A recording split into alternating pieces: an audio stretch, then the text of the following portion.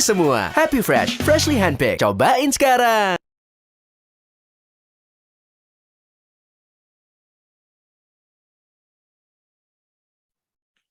Halo, selamat siang teman-teman job seeker semuanya. Apa kabarnya pada sore hari ini? Oke, untuk teman-teman job seeker yang sudah berkumpul di sini, boleh kasih reaction-nya supaya saya tahu nih kalau teman-teman juga sudah mulai mendengarkan webinar kita pada sore hari ini. Oke, baru satu orang nih. Yang lainnya kemana nih teman-teman semuanya? Oke, boleh yang lainnya kasih reaction? Boleh reaction. Oke, ada yang kasih tepuk tangan, ada yang raise hand. Oke, baik. Terima kasih teman-teman semuanya. Oke, jadi teman-teman semuanya, sebelumnya selamat siang, selamat datang di acara UMN Virtual Career Day with Job to Go. Jadi kita di sini berada dalam salah satu rangkaian acara di acara UMN Virtual Career Day yang tentunya diselenggarakan oleh Career Development Center dari Universitas Multimedia Nusantara. Dan kemudian kali ini kita bekerja sama juga dengan Job to Go.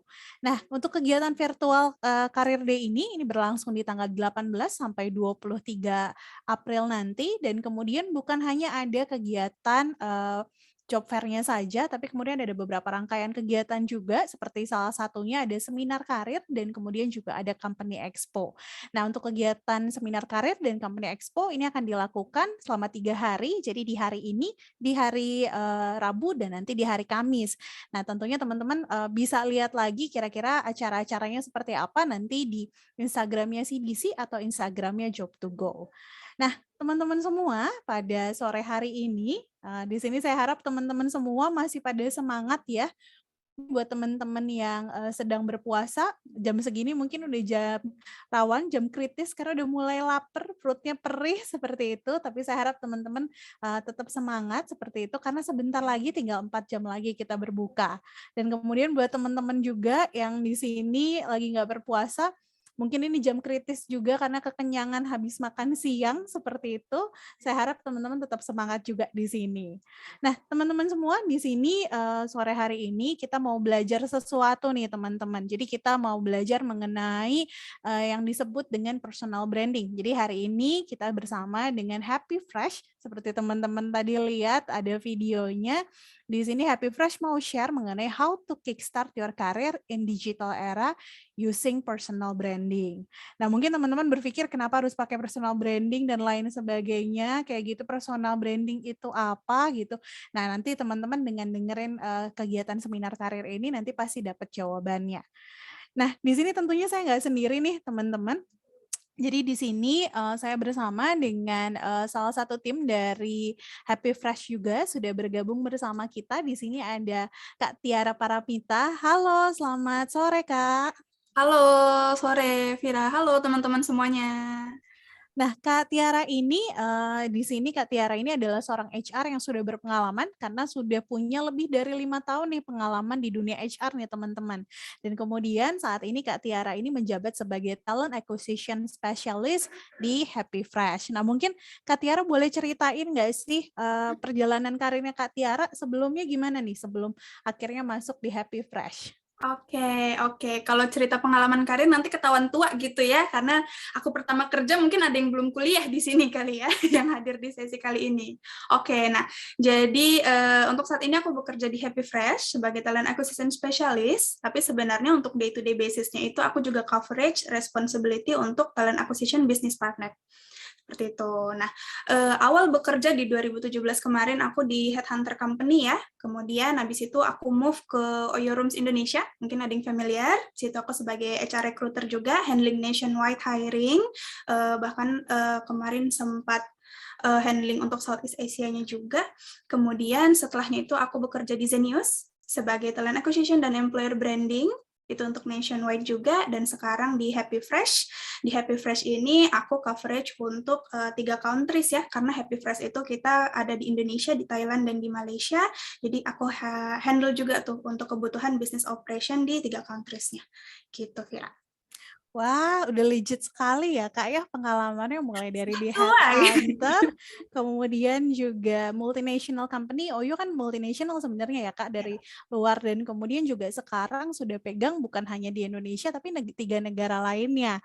Nah, jadi teman-teman pembicara kita ini nggak main-main loh pengalamannya. Jadi beruntung banget kita sore hari ini bisa ada Kak Tiara untuk kemudian nanti bisa sharing-sharing ya Kak mengenai personal brandingnya.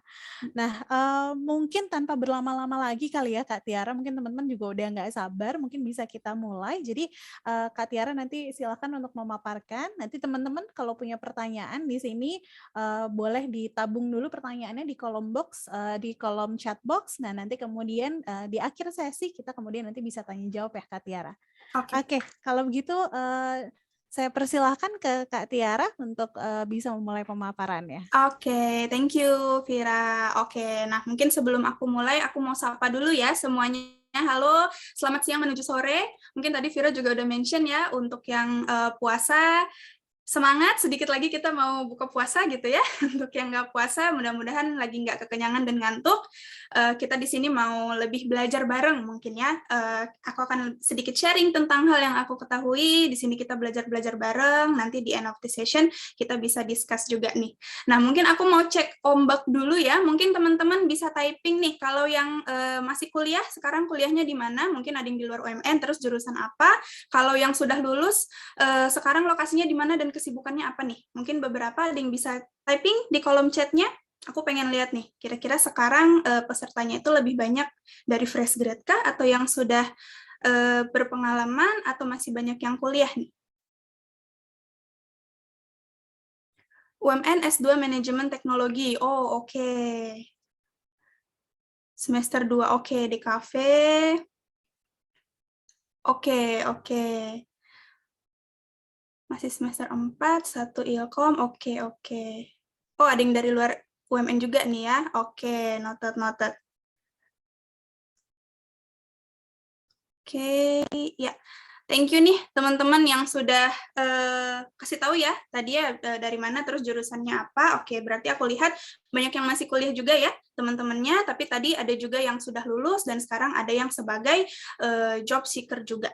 Gitu. Oke, nah ini aku sudah bikin sedikit pemaparan singkat nih untuk membantu teman-teman juga dalam pemahaman materi yang aku sampaikan. Mudah-mudahan materinya ini bisa berguna ya, teman-teman. Oke. Di sesi kali ini, aku akan bahas tentang how to kickstart your career in digital era using personal branding. Tuh ya kan, kalau zaman sekarang ini, oh ada yang aku lihat dari Semarang juga. Wah, oke. Dulu aku sudah sempat lama di Semarang nih soalnya. Oke. Thank you nih yang udah hadir di sesi kali ini ya. Oke, nah kalau sekarang kan semuanya sudah beralih ke online ya, teman-teman ya. Apalagi dengan kondisi pandemi seperti sekarang, semuanya kita tidak bisa seperti dulu lagi nih. Gitu. Hal yang paling aku kangenin adalah konser ya, nggak bisa nonton konser lagi nih, karena kondisi seperti sekarang gitu. Jadi masih menanti-nanti nih kapan bisa konser lagi. Nah, sekarang itu semuanya sudah beralih ke digital. Bahkan kalau di Jakarta sendiri ya, aku nggak tahu nih kalau di kota di luar Jakarta gimana. Kalau di Jakarta sendiri bahkan untuk jajan di pinggir jalan aja gitu, gorengan, cimol, cilok, itu kita udah bisa scan barcode pakai e-wallet gitu ya teman-temannya. Jadi benar-benar nggak perlu bawa uang cash lagi. Gitu, semuanya sudah ke digital. Nah, begitu juga dengan proses job seeking ataupun hiring. Sekarang semuanya sudah beralih ke digital. Gitu ya, bahkan untuk sistem bekerja sekarang juga sudah fully hybrid nih, terutama di Happy Fresh ya, kita sudah fully hybrid, kita itu WFA, working from anywhere, jadi teman-teman ada di seluruh, di mana aja di Indonesia, bahkan di luar Indonesia juga welcome. Aku selama join di Happy Fresh juga mungkin baru 1 atau 2 kali ya ke kantor, sisanya aku kerja dari Jakarta, kerja dari Balikpapan, dari Medan, dari mana aja. Tuh, karena sekarang semuanya sudah by online. Nah, di sini aku akan membahas tentang personal branding yang mungkin bisa nanti teman-teman aplikasikan dalam mencari kerja di digital era seperti sekarang. Tuh ya. First yang harus kita tahu adalah personal branding itu apa sih? Tuh ya. Nah, oke. Pertama, sebentar ini. Oke, nah, pertama, personal brand-nya dulu. Personal brand itu apa? Nah, personal brand itu adalah your reputation or how you're seen by others. What people can expect from you. Gitu ya. Di sini ada kata kuncinya tuh, your reputation, reputasi kalian. Berarti ya, artinya your reputation, your legacy. gitu ya. Berarti kalau your legacy itu how you wanna be remembered by others gitu ya. Kalian mau diingatnya itu jadi sosok yang seperti apa sih? Gitu. Kemudian juga what people can expect from you. Contohnya, misalnya kalau kalian lagi ke restoran gitu ya, terus ngelihat ada orang yang pakai celemek warna putih, kemudian ada topi tingginya warna putih, pasti oh dia chefnya gitu. Nah, ketika kita lihat orang dengan pakaian seperti itu, oh dia chef, pasti dia jago masak. Itu adalah ekspektasi kita. Gitu ya. Kemudian juga mungkin atlet fencing mungkin ya, kalau teman-teman lihat yang sudah pakai pelindung muka, terus ada pedang fencing, untuk fencingnya pasti kita tahu, oh dia atlet fencing, oh dia berarti jago nih main fence-nya, gitu ya.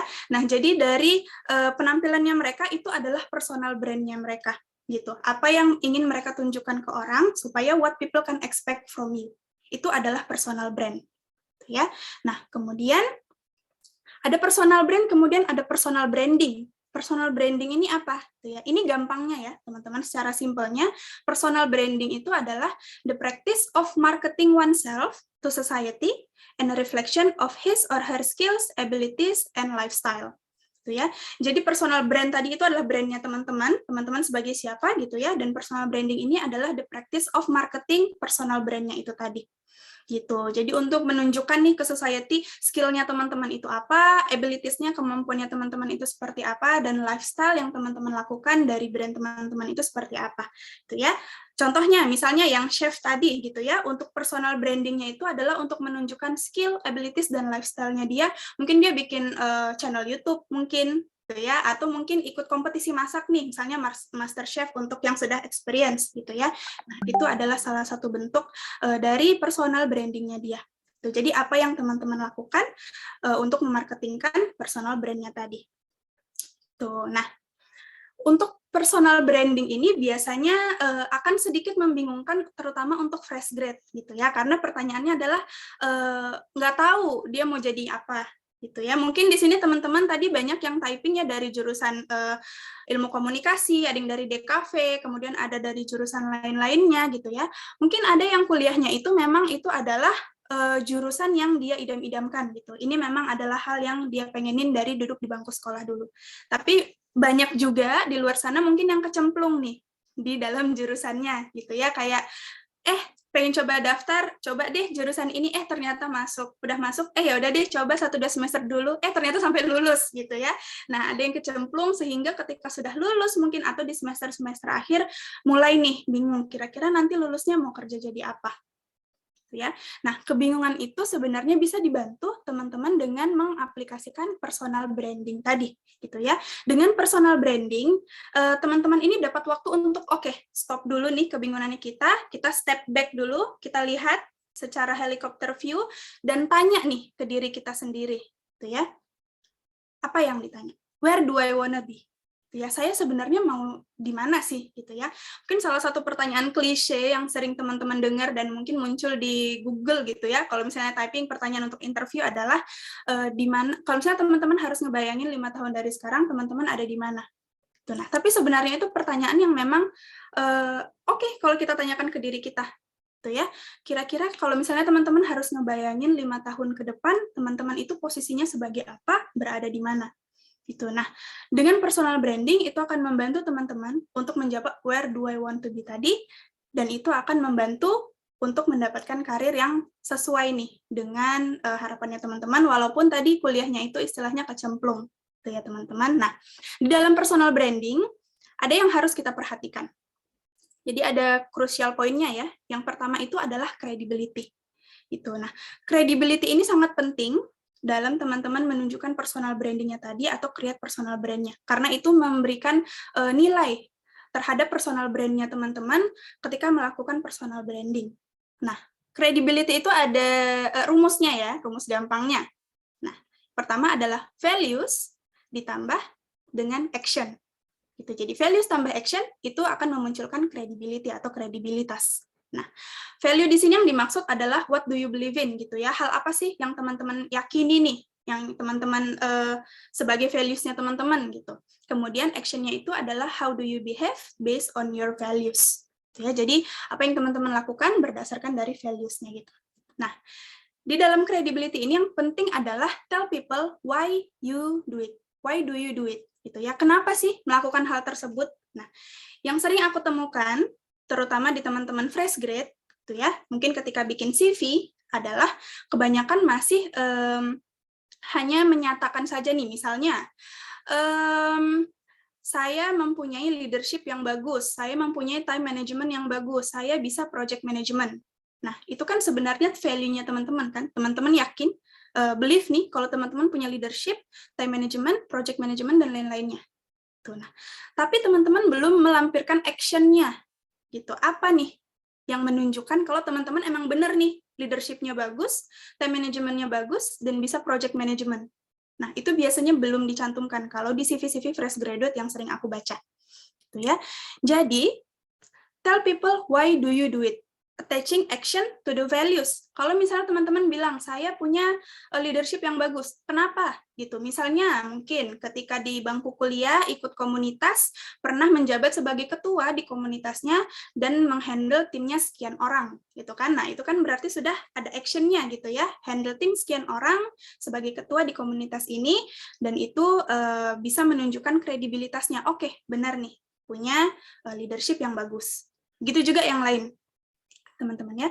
Jadi credibility ini sangat penting ketika teman-teman ingin melakukan personal branding. Nah, selain itu, poin selanjutnya dalam personal branding itu adalah do intentional networking. Nah, jadi networking secara intensional ya, emang disengaja. Itu adalah kata kuncinya, emang disengaja. Apa nih intentional networking? Nah, intentional networking itu adalah how to plan a strategy that meets your personal brand goals. Nah, tadi kan personal brand-nya itu apa, goals dari personal brand-nya itu apa, dan kemudian kita melakukan intentional networking. Jadi kita plan nih strateginya supaya mencapai goals dari personal brand kita tadi itu apa. Nah, yang penting dalam intentional networking itu adalah stay genuine ya. Jadi, it's not about what you are, but who you are. Jadi bukan berarti yang lebih penting itu adalah teman-teman itu siapa sih? Gitu, bukan apa yang ingin teman-teman misalnya contoh gitu dari orang lain. Jadi stay genuine, bukan artinya mencontoh ya, misalnya sekarang yang lagi mainstream itu sebagai apa, jadi YouTuber mungkin ya, atau jadi influencer nih, food blogger mungkin di dalam di Instagram gitu. Nah, teman-teman lihat, oh dia food blogger, dia ngelakuin ini, terus teman-teman contoh, teman-teman lakuin gitu ya. Nah, itu nggak genuine, kenapa? Jadinya mainstream, nggak ada uniqueness dari diri teman-teman masing-masing. Ya, jadi kayak kita nggak tahu nih, teman-teman itu siapa sih? Kita cuma ngelihatnya, oh dia yang ngikutin si influencer A. Tuh, sedangkan kalau intentional networking, itu harus benar-benar genuine. Tunjukkan diri teman-teman itu siapa, uniqueness-nya apa, kelebihannya apa dibandingkan dengan orang lain di sekitar yang serupa. Gitu. Nah, kalau di zaman sekarang, intentional networking itu pasti akan lebih seringnya menggunakan sosial media. Ya, sekarang sosial media itu udah banyak banget teman-teman ya, macam-macam, mungkin dari yang Instagram, Facebook, LinkedIn, Twitter, TikTok, dan lain-lainnya mungkin yang aku nggak tahu gitu ya. Nah, sosial media ini adalah salah satu sarana atau wadah yang bagus untuk melakukan intentional networking ya. Kalau misalnya zaman dulu, mungkin beberapa tahun ke belakang, intentional networking mungkin bisa juga misalnya kita ikut semacam gathering gitu ya, gathering secara offline, atau mungkin kita ikut job fair secara offline, itu juga mungkin bisa dijadikan intentional networking gitu ya. Tapi kalau sekarang kita memang akan lebih heavy secara digital, yaitu menggunakan social media. Nah, ketika menggunakan social media, teman-teman juga harus tahu nih, tiap platform atau tiap sosial media itu punya karakteristik masing-masing. Jadi mereka ada nuansnya masing-masing untuk setiap sosial media. Gitu ya. Nah, aku pengen ngajak teman-teman untuk main games nih. Gamesnya gampang kok, nggak susah gitu ya. Tapi nggak ada hadiahnya nih, teman-teman. Hadiah nanti aku kasih tepuk tangan doang. Ya. Nah, di game ini nanti aku akan kasih gambar ataupun video. Aku pengen teman-teman typing mungkin di chat box gitu ya. Menurut teman-teman, where would be the best channel to post the content? Ya, jadi foto atau videonya nanti kira-kira paling cocok menurut teman-teman nih ya. Kita postingnya di mana? Tuh ya. Nanti bisa dijawab di kolom chatnya. Oke, kita mulai ya. Yang pertama, nah, kira-kira kalau foto kayak gini lebih cocok di mana nih ya, teman-teman ya? Mbaknya udah cetar banget nih, make-up-nya udah on point, udah pakai background yang kerlap-kerlip, pakai bulu-bulu gitu ya. Instagram, oke, banyaknya di Instagram. Oke, thank you nih semuanya. Nah, coba kita lihat lebih cocoknya di, lebih cocoknya di Instagram, benar ya? Karena memang Instagram itu nuansnya dia lebih casual, semi formal, dan bisa lebih kreatif, teman-teman ya. Oke, mantap. Next, kita lihat. Nah, kalau video kayak gini kira-kira lebih cocok di mana nih ya, teman-teman kita postingnya? TikTok, Reels, oke, TikTok. Oke, kebanyakannya TikTok ya, kayaknya banyak TikTok artis di sini. Oke, TikTok or Reels. Oke, thank you teman-teman. Ya, coba kita lihat, biasanya lebih sering diposting di mana nih? TikTok. Gitu ya. Mungkin selain TikTok tadi benar juga ada yang jawab di Reels gitu ya, di Instagram, karena sekarang Instagram kan juga sudah banyak fiturnya ya. Ada IG Story, ada Reels, ada untuk IGTV, dan lain-lainnya gitu. Nah, tapi kebanyakan mungkin untuk video-video seperti ini, yang challenge ataupun yang memes-memes lebih banyak di TikTok, karena memang dia nuansnya itu lebih casual, non-formal, dan kita bisa sekreatif mungkin juga di sana. Ya. Nah, oke. Yang terakhir, nah, kira-kira kalau foto kayak emasnya ini lebih cocok di mana nih ya kita masukinnya? Di LinkedIn. Di LinkedIn, oke. Ada yang lain selain LinkedIn? LinkedIn dan Jobstreet. Oke, noted. Ya, kalau foto yang seperti ini gitu ya, Masnya udah pakai kemeja kerahan gitu ya, formal. Kira-kira lebih sering kita lihat di LinkedIn. Ya, LinkedIn karena memang LinkedIn itu nuansnya dia lebih formal, semi casual bisa juga, dan memang lebih profesional. Ya, jadi jarang nih orang yang misalnya pakai baju kerlap-kerlip bulu-buluan kayak mbaknya yang di pertama tadi untuk dimasukin ke profilnya di LinkedIn gitu ya, karena LinkedIn nuansnya itu lebih profesional. Nah, di sini sebenarnya terlihat ya, kalau kita setiap hari sebenarnya sudah melakukan analisa nih terhadap sosial media ketika kita ingin menggunakan. Kayak misalnya teman-teman lagi jalan-jalan kemana gitu ya, terus tahu nih, oh foto yang ini mau aku posting di Instagram, kalau untuk video yang ini aku postingnya di TikTok, kalau yang ini aku postingnya di sini. Gitu. Nah, sebenarnya teman-teman udah tahu nih karakteristik masing-masing, sekarang tinggal mengutilize aja nih knowledge-nya teman-teman tentang karakteristik masing-masing sosial medianya ini, dimasukkan ke dalam personal branding-nya teman-teman untuk tadi, improvising your digital profile supaya bisa lebih oke lagi nih untuk karirnya di era digital seperti sekarang. Ya. Nah, tapi ingat ya teman-teman, yang ini adalah sosial media. Jadi kalau di sosial media itu, hal yang harus diperhatikan itu. Oke, remember ya, everything that you put on social media is public. Teman-temannya, walaupun mungkin di set privacy-nya gitu ya, hanya untuk koneksinya kita aja, atau hanya untuk follower-nya kita aja, tapi tetap follower-nya kita itu kan adalah public ya, mereka tetap bisa lihat, dan datanya teman-teman itu tetap akan disimpan di database dari platform masing-masing. Jadi ingat, everything that you put on social media is public. Maka dari itu, harus diingat nih, separate your private dan professional life. Ya teman-teman ya, untuk mengutilize social media, untuk building your digital profile, harus bisa di-separate nih, mana yang private, mana yang profesional. Gitu ya. Bukan hanya sosial media, aku masih sering banget nih terima, kalau misalnya teman-teman fresh graduate gitu ya, ketika kirim CV, itu semua dokumen dicantumin. Dari selain CV-nya ada mungkin ijazah, ada lembar nilai, kemudian mungkin ada KK, bahkan dicantumin. Yang nggak dicantumin cuma surat-surat tanah aja nih, belum pernah ketemu nih aku ada yang nyantumin surat tanah gitu ya. Tapi semua dokumennya dicantumin gitu. Nah, itu adalah hal yang sebenarnya nggak perlu ya teman-temannya, itu unnecessary things gitu. Kenapa? Dokumen-dokumen itu adalah dokumen pribadi milik teman-teman, jadi harus dijaga kerahasiaannya, apalagi kalau yang sampai ngirimin kakak ya. Nah, lebih baik itu disimpan, ketika butuh pasti HR akan minta gitu. Dan biasanya HR akan minta itu di tahapan akhir biasanya ya, untuk dokumen pendukung sebelum kita move ke offering ataupun signing kontrak tadi. Nah, jadi itu jangan langsung di-share di awal gitu ya. Kalau misalnya teman-teman kan pasti apply job position itu dari banyak platform, bisa langsung ke company career website-nya gitu ya, atau mungkin dari banyak job portal gitu. Nah, ada job portal yang memang sudah terkonfirmasi, ada mungkin job portal yang masih dipertanyakan. Nah, kita nggak tahu nih, data yang teman-teman masukin ke dalam platform-platform tersebut akan digunakan seperti apa. gitu ya. Jadi lebih baik di separate private dan professional life-nya tadi, terutama yang private itu harus dijaga banget untuk di CV atau ketika apply pekerjaan itu hanya cantumkan CV-nya aja. Kalau butuh cover letter, oke, silakan cover letter.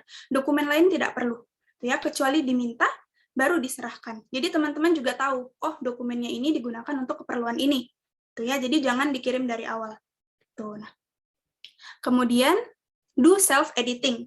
Ingat tadi ya, sosial media itu adalah publik ya teman-teman ya. Apapun yang teman-teman cantumkan di dalam sosial media, walaupun sudah teman-teman hapus, itu trace-nya masih tetap akan ada di internet. Gitu. Jadi do self editing. Gitu ya. Hal ini penting, terutama kalau misalnya tadi aku lihat yang join di sesi ini banyaknya dari DKV, kemudian dari media, gitu ya. Nah, untuk posisi-posisi yang berhubungan dengan mungkin sosial media atau digital marketing, sometimes HR akan melakukan sesi reference check, kita akan cek nih aktivitas kalian di dunia sosial, di dunia media sosial itu atau di dunia maya seperti apa. Gitu ya. Let's say kemarin aku sempat hiring untuk posisi social media specialist. Nah, aku minta akun sosial medianya dia yang sering dia gunakan. Gitu. Nah, kemudian aku akan cek aktivitasnya dia. Gitu. Aku pengen lihat ya, yang ingin kita lihat itu adalah dia pernah bikin konten-konten yang mungkin menyinggung ras atau culture tertentu atau tidak. Atau mungkin dia pernah put komen yang mungkin kurang pantas gitu ya. Karena nilai-nilai negatif tersebut kan tidak represent dari our company brand. Nah, jadi itu akan jadi red flag jika kita menemukan hal tersebut. Maka dari itu, ketika teman-teman menggunakan sosial media untuk personal branding-nya tadi, do self-editing ya, teman-teman ya. Nah, self-editing ini juga akan berpengaruh ke know your timing. Know your timing artinya teman-teman harus tahu nih, misalnya ada satu topik yang lagi panas-panasnya, nah teman-teman pengen ikut diskusi nih, karena teman-teman ada pemikiran atau pemahaman sendiri gitu ya, mengenai topik tersebut, tapi harus know your timing juga. Kapan teman-teman bisa take the lead, masuk ke dalam diskusi tersebut, atau mungkin, oke, stay reserve dulu, kita lihat dulu nih, kira-kira situasinya secara umum dari berbagai banyak sudut itu seperti apa. Jadi lebih objektif juga. Gitu ya. Makanya ini adalah hal yang harus diingat ketika mengutilize sosial media tadi untuk personal branding-nya teman-teman. Nah, oke, now how to utilize it all gitu ya. Tadi udah ada personal branding, kemudian kita tadi harus cek untuk credibility-nya, kemudian kita gunakan intentional networking menggunakan sosial media. Nah, sekarang mengutilize-nya itu tadi semua gimana nih? Untuk improving mungkin your digital profile ya, supaya bisa kickstart karirnya di era digital seperti sekarang. Yang pasti akan membantu dalam personal branding tadi adalah pembuatan CV ataupun digital profile-nya teman-teman. Gitu ya.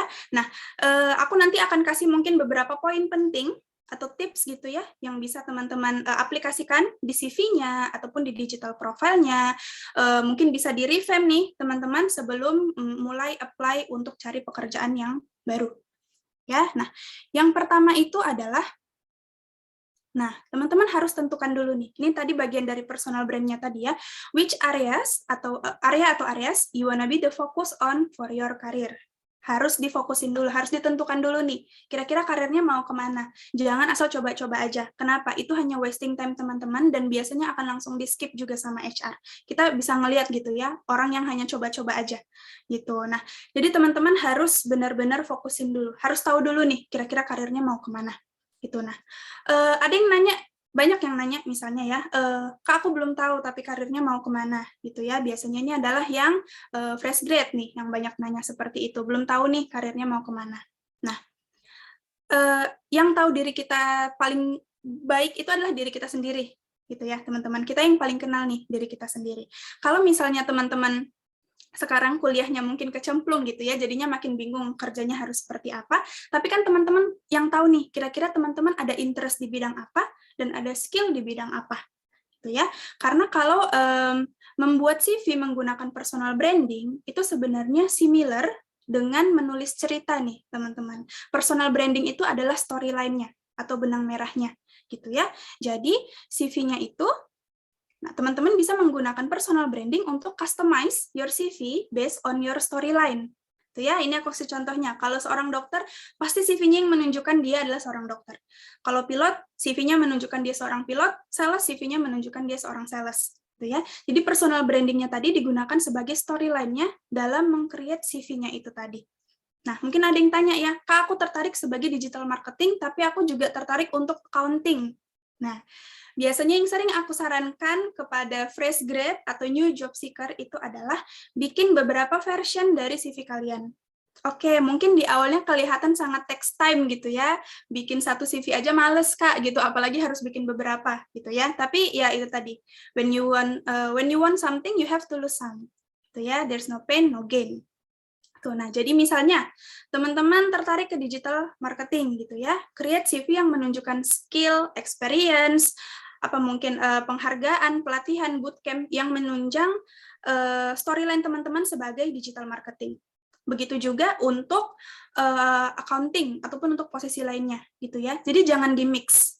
Jangan di-mix. Ketika teman-teman bikin CV untuk accounting tadi, berarti skill, experience, dan pengalaman dari digital marketingnya di take out, dimasukin semua yang mendukung storyline teman-teman sebagai accounting. Begitu juga yang digital marketing.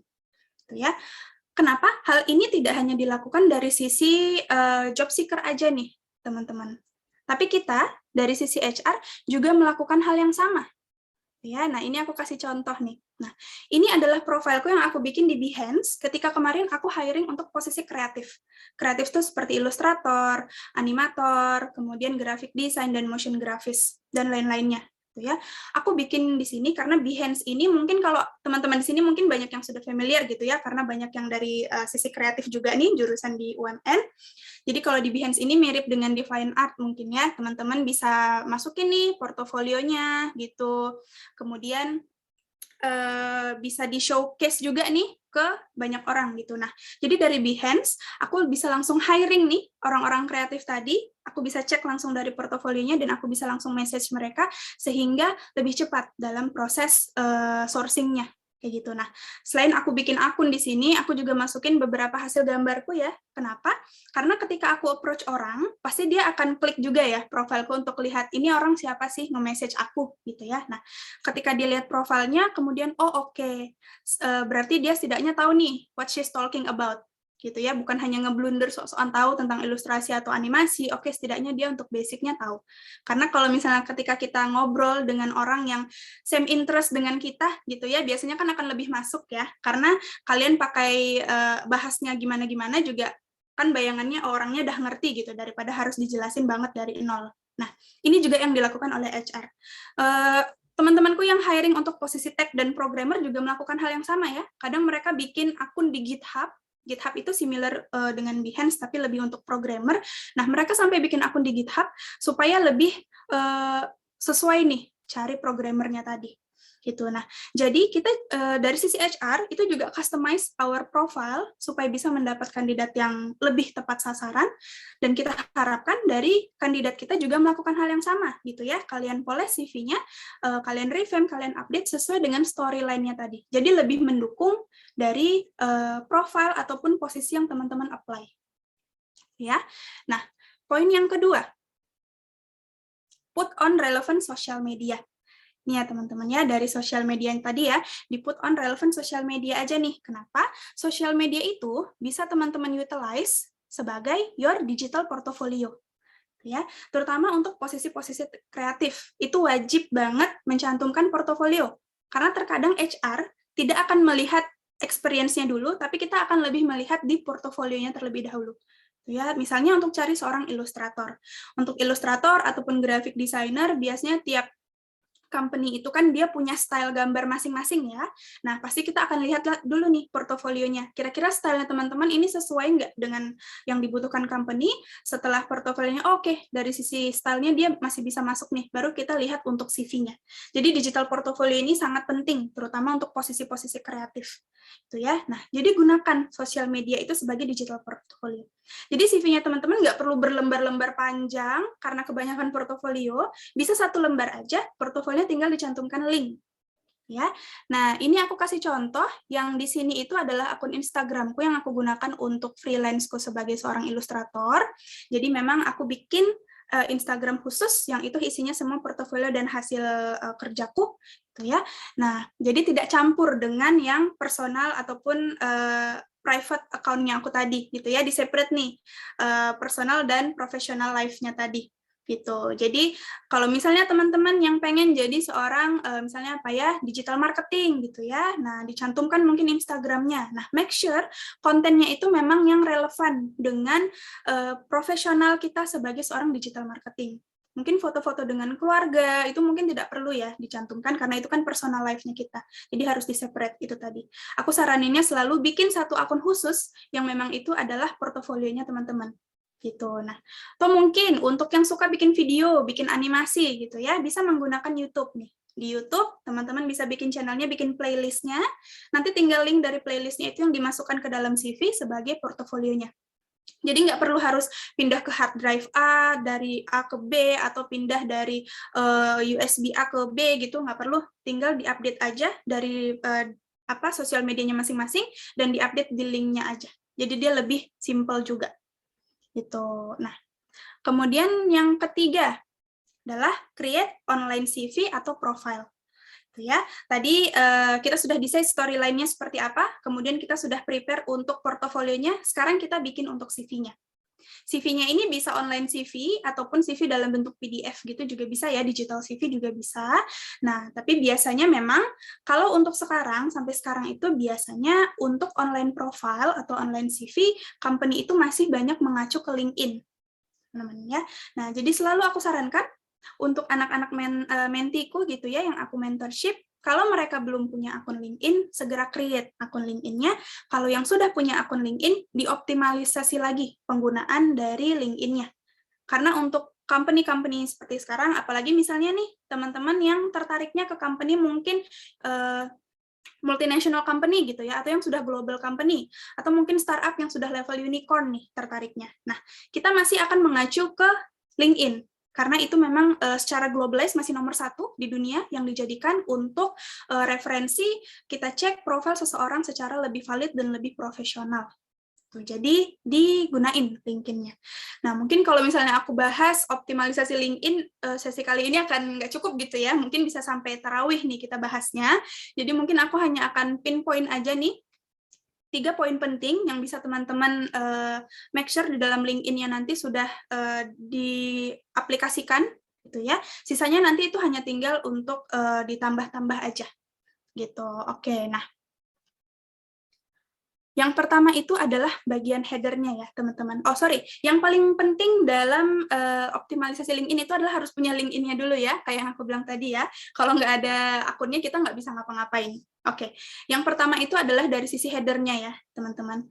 Kalau yang sudah punya pengalaman kerja, baik itu intern, ataupun freelance, ataupun part-time di suatu company, header-nya itu dimasukin bisa brand ataupun header dari company-nya. Kenapa? Ini adalah salah satu bentuk personal branding-nya teman-teman. Gitu ya. Ini adalah bagian kepalanya, berarti ini adalah bagian dari sekitaran wajahnya.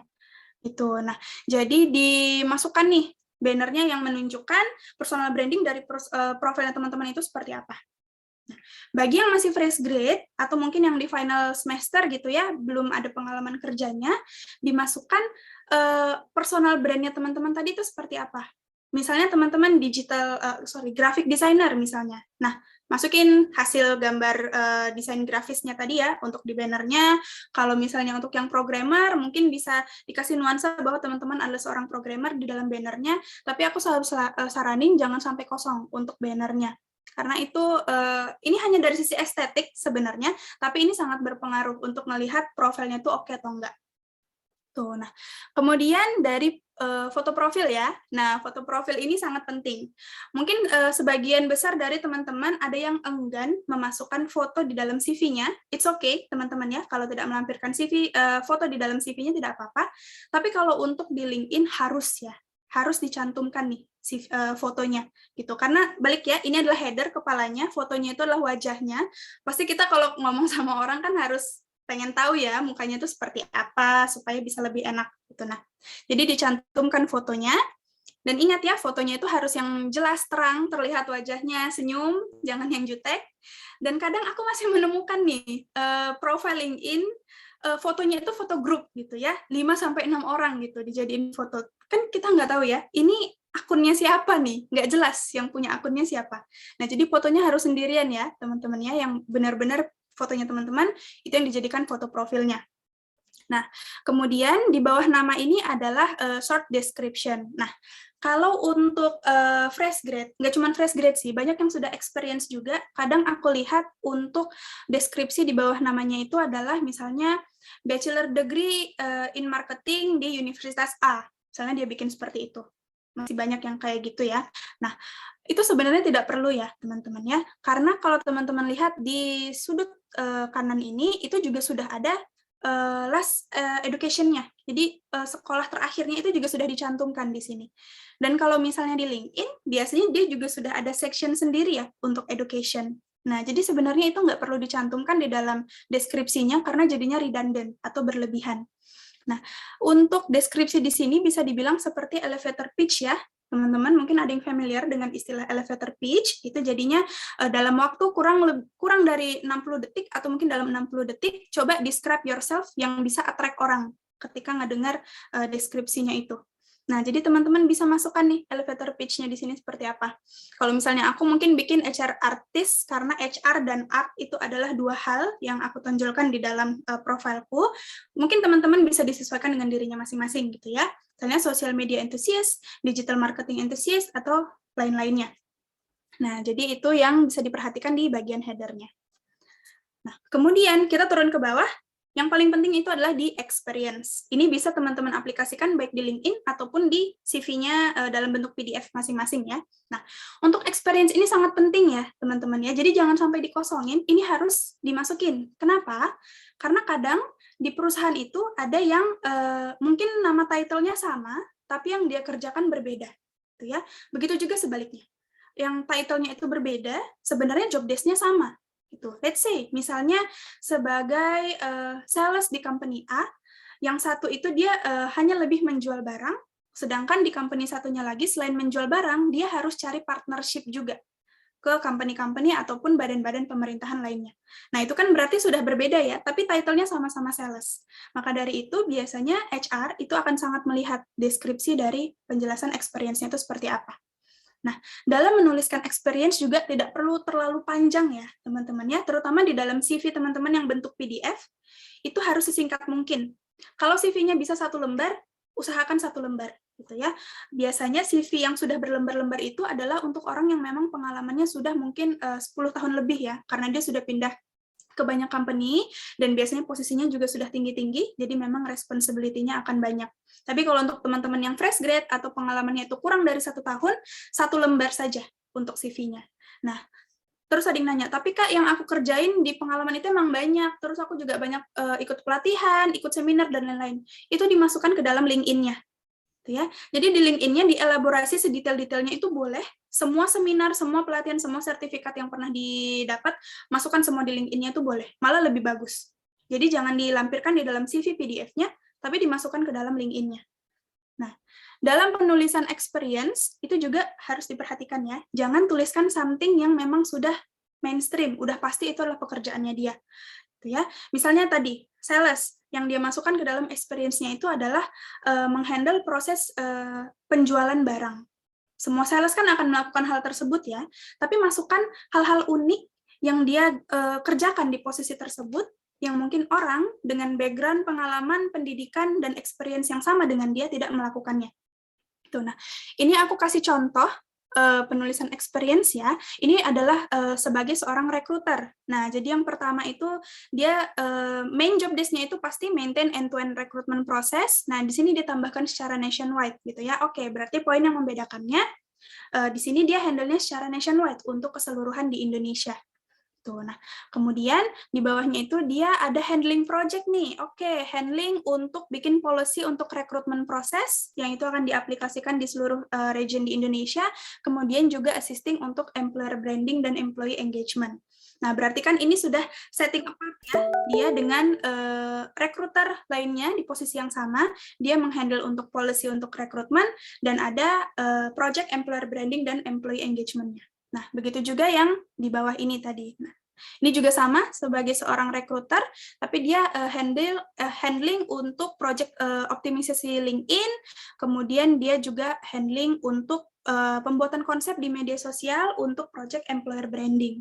Nah, jadi ini setting them apart, dari orang-orang dengan tadi background, experience, dan pengalaman yang sama.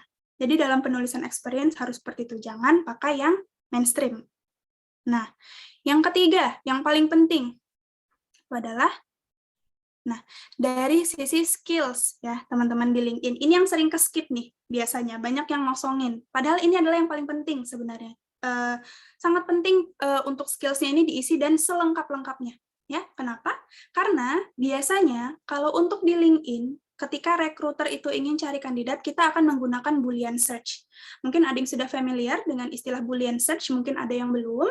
Kalau untuk Boolean search itu biasanya adalah simple coding ya, yang bisa kita gunakan, nggak cuma di LinkedIn, teman-teman bisa gunakan di banyak search engine lainnya juga, mungkin langsung di Google juga bisa. Itu adalah menggunakan kata kunci atau keyword-keyword supaya pencariannya lebih spesifik. Misalnya pakai tanda kutip, tanda tanya, and, or, dan lain-lainnya. Gitu ya. Nah, kenapa? Karena kalau di LinkedIn itu kan profilnya ada jutaan ya, teman-teman ya. Nah, biar kita tidak wasting time nih, nyari satu-satu, biasanya kita akan menggunakan Boolean search supaya lebih spesifik.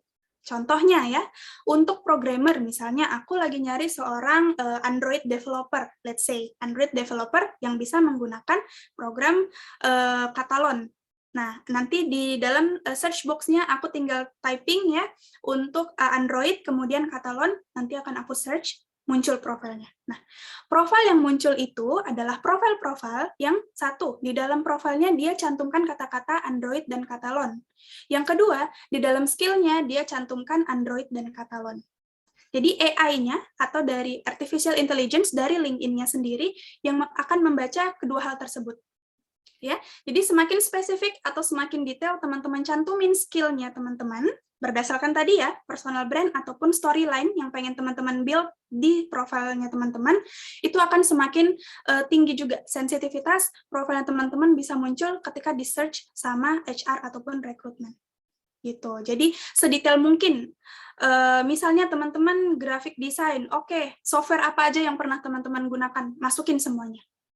Terus teman-teman sebagai social media spesialis, oke, skill apa aja yang bisa teman-teman gunakan untuk social media spesialis, misalnya SEO, copywriting, apalagi yang lainnya, itu dimasukkan ke dalam skillnya. Jadi sedetail mungkin, selengkap-lengkapnya, supaya itu tadi, profil teman-teman lebih gampang ke-trigger ketika dicari oleh recruiter. Itu ya. Nah, yang keempat poinnya berarti tadi kita sudah determine ya, storyline-nya seperti apa, kita sudah prepare untuk portofolionya, kemudian kita sudah bikin CV ataupun online profilnya kita. Nah, sekarang tinggal menggabungkan semuanya nih, menggabungkan semua poin-poin dari digital profilnya teman-teman menjadi satu kesatuan supaya lebih gampang. Ketika teman-teman apply satu pekerjaan, hanya tinggal submit satu dokumen saja, itu sudah dapat semuanya.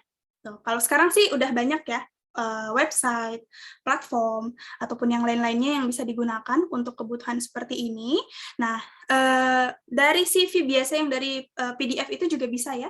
Jadi sudah di-create nih CV-nya tadi, experience-nya itu sudah dituliskan yang seoke mungkin, kemudian tinggal dicantumin aja link-link portofolio ataupun link dari LinkedIn-nya tadi. Gitu ya, sudah dicantumin, itu sudah dikoneksikan. Nah, tapi kalau misalnya teman-teman ingin menggunakan yang secara digital, sekarang udah banyak banget ya, website ataupun platform. Nah, ini aku kasih contoh beberapa aja.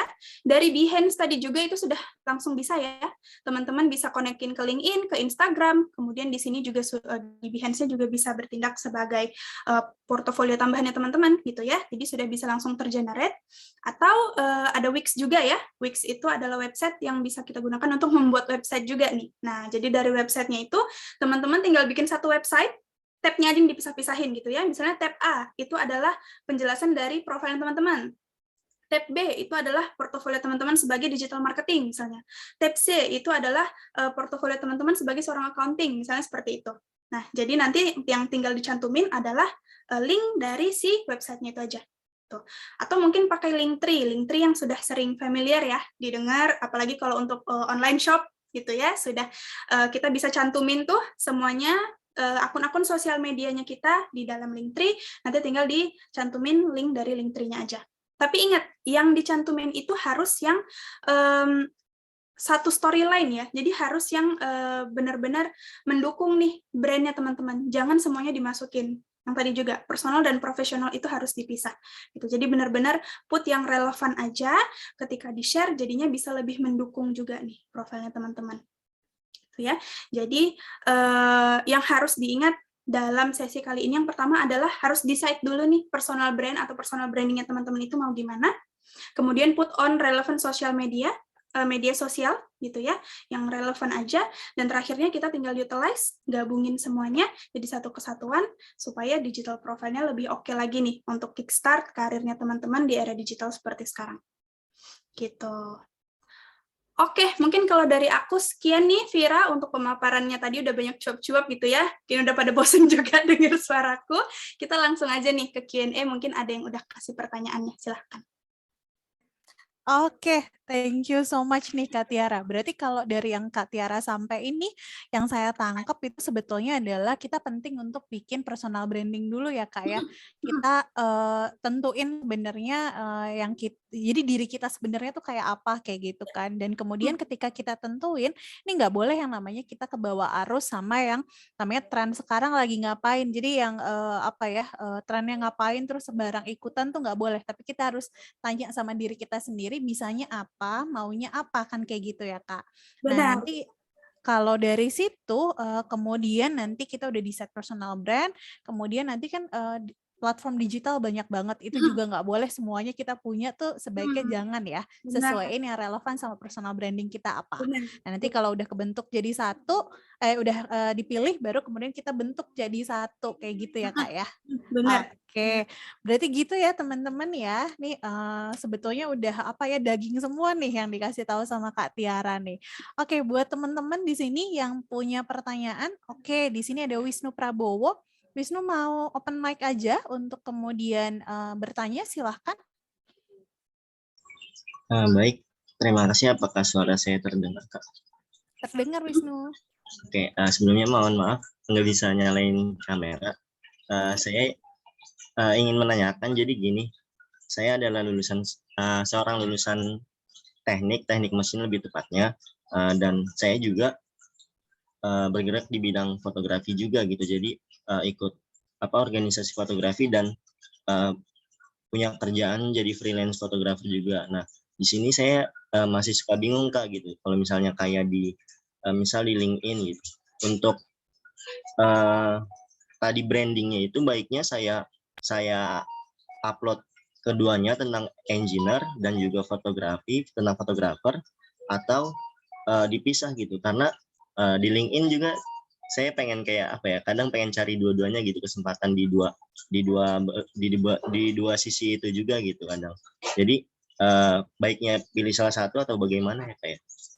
Oke, ya, thank you Wisnu. Oke, ini yang seperti aku mention tadi ya, biasanya untuk anak-anak fresh grade, apalagi yang misalnya jurusannya itu either kecemplung atau mungkin memang itu pilihannya dia, tapi memang mungkin di pasaran masih sedikit susah gitu ya untuk cari posisinya. Nah, jadi yang bisa aku sarankan, kalau untuk di LinkedIn sebenarnya itu masih bisa dicampur kalau memang teman-teman masih benar-benar fresh grade banget, hijau banget gitu ya.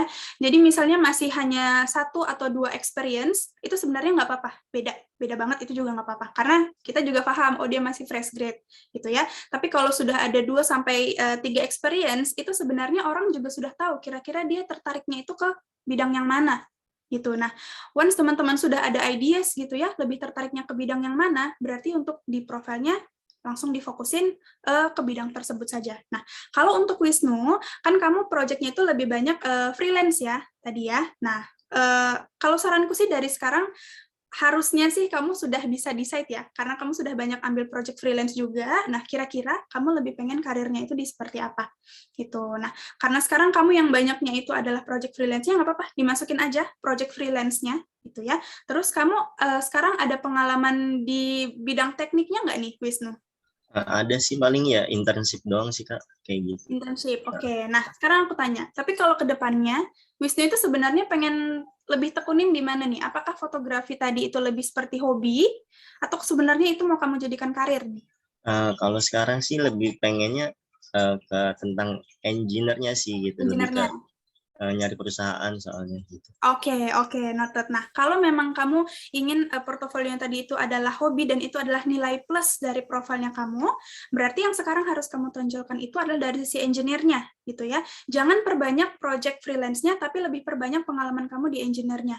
Ikut banyak internship, gitu ya. Sekarang kan di company-company banyak banget ya open untuk posisi internship ataupun freelance ataupun project-projectan, gitu ya. Terus kalau misalnya tapi jarang Kak ada internship untuk engineer. Oke, berarti kamu mungkin bisa ikut pelatihan ataupun bootcamp yang bisa menunjang profil kamu tadi sebagai seorang engineer. Karena itu mungkin adalah karir yang sebenarnya ingin kamu tuju gitu ya, biar inline juga nih dengan pendidikannya gitu. Nah, jadi itu yang bisa di-build tuh ya. Perbanyak pengalaman internship-nya tuh ya, pindah-pindah company, tapi mungkin bisa tetap di job desk yang similar gitu. Kenapa aku sering saranin untuk teman-teman fresh grade ini banyak ikut intern, itu adalah sebenarnya jarang ya kalau misalnya kita cari fresh grade yang benar-benar masih hijau, belum ada pengalamannya. Mungkin ada 1-2 posisi yang bisa, tapi biasanya kita akan lebih prefer dengan orang yang sudah banyak internship-nya itu tadi. Gitu ya. Tapi mungkin ada yang nanya, Kak, tapi kalau aku dari awal sebenarnya lebih fokus untuk cari full time nih, Kak, gitu. Mungkin karena status ekonominya sekarang mengharuskan dia untuk harus full time gitu ya, tidak bisa mencukupi dengan gaji dari seorang intern gitu ya. Nah, saranku adalah coba keduanya gitu. Jadi kalian internship tapi sekalian apply untuk full time aja gitu. Karena kan nggak apa-apa. Kalau misalnya kalian baru join internship 1 minggu, ternyata dapat rezeki yang full time, bisa lebih gampang proses resign-nya. Gitu ya, daripada kalau misalnya sudah full time nih, terikat kontrak misalnya 1 tahun, atau yang ada 3 bulan probation dulu. Kadang ada beberapa company yang kalau misalnya tidak selesai atau tidak memenuhi masa kontraknya bisa dapat penalti lah, atau seperti apa, harus ada masa one man notice-nya dulu, akan lebih susah. Ya, jadi perbanyak di internnya aja gitu Wisnu. Jadi kalau yang aku saranin, karena kamu memang lebih ingin fokusin dari sisi engineer-nya itu tadi, berarti itu yang kamu tonjolkan di dalam profilnya. Perbanyak experience internship-nya tadi ya, ataupun freelance ataupun part-time-nya di sisi engineer. Untuk yang portofolio dari fotografinya itu bisa dicantumin juga gitu ya, tapi lebih dibikin dalam satu kolom experience aja. Jadi ada satu kolom experience, freelance fotografi. Nah, di situ kamu cantumin semua project-project, link-link untuk untuk hasil kerjanya gitu ya. Sisanya experience-nya yang kamu tonjolin adalah dari sisi engineer-nya itu tadi. Itu juga. Dan kalau misalnya ada waktu untuk honing your skills, ikut pelatihan, training, seminar yang berhubungan dengan engineer, itu sangat bagus sekali juga. Itu sih Wisnu kalau dari aku. Menjawab nggak nih Wisnu? Baik, terima kasih Kak.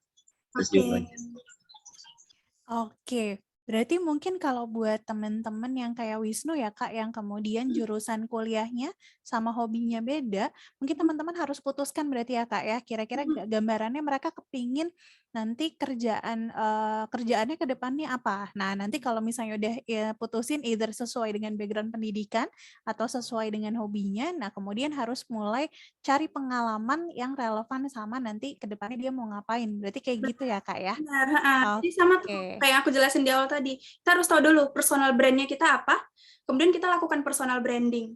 Nah, jadi biar CV-nya teman-teman, profilnya bisa lebih relevan juga, jadi nggak ke-skip sama HR-nya. Oke, berarti kalau Wisnu nih personal branding-nya harus dibentuknya ke engineer, karena Wisnu kepinginnya kerjanya nanti full time-nya di engineer seperti itu ya Kak ya. Oke, baik. Nah, kemudian ada pertanyaan lagi nih Kak, pertanyaan yang ada di kolom chat, ini dari Walfernardo Sinaga. Nah, dia ada 2 pertanyaan.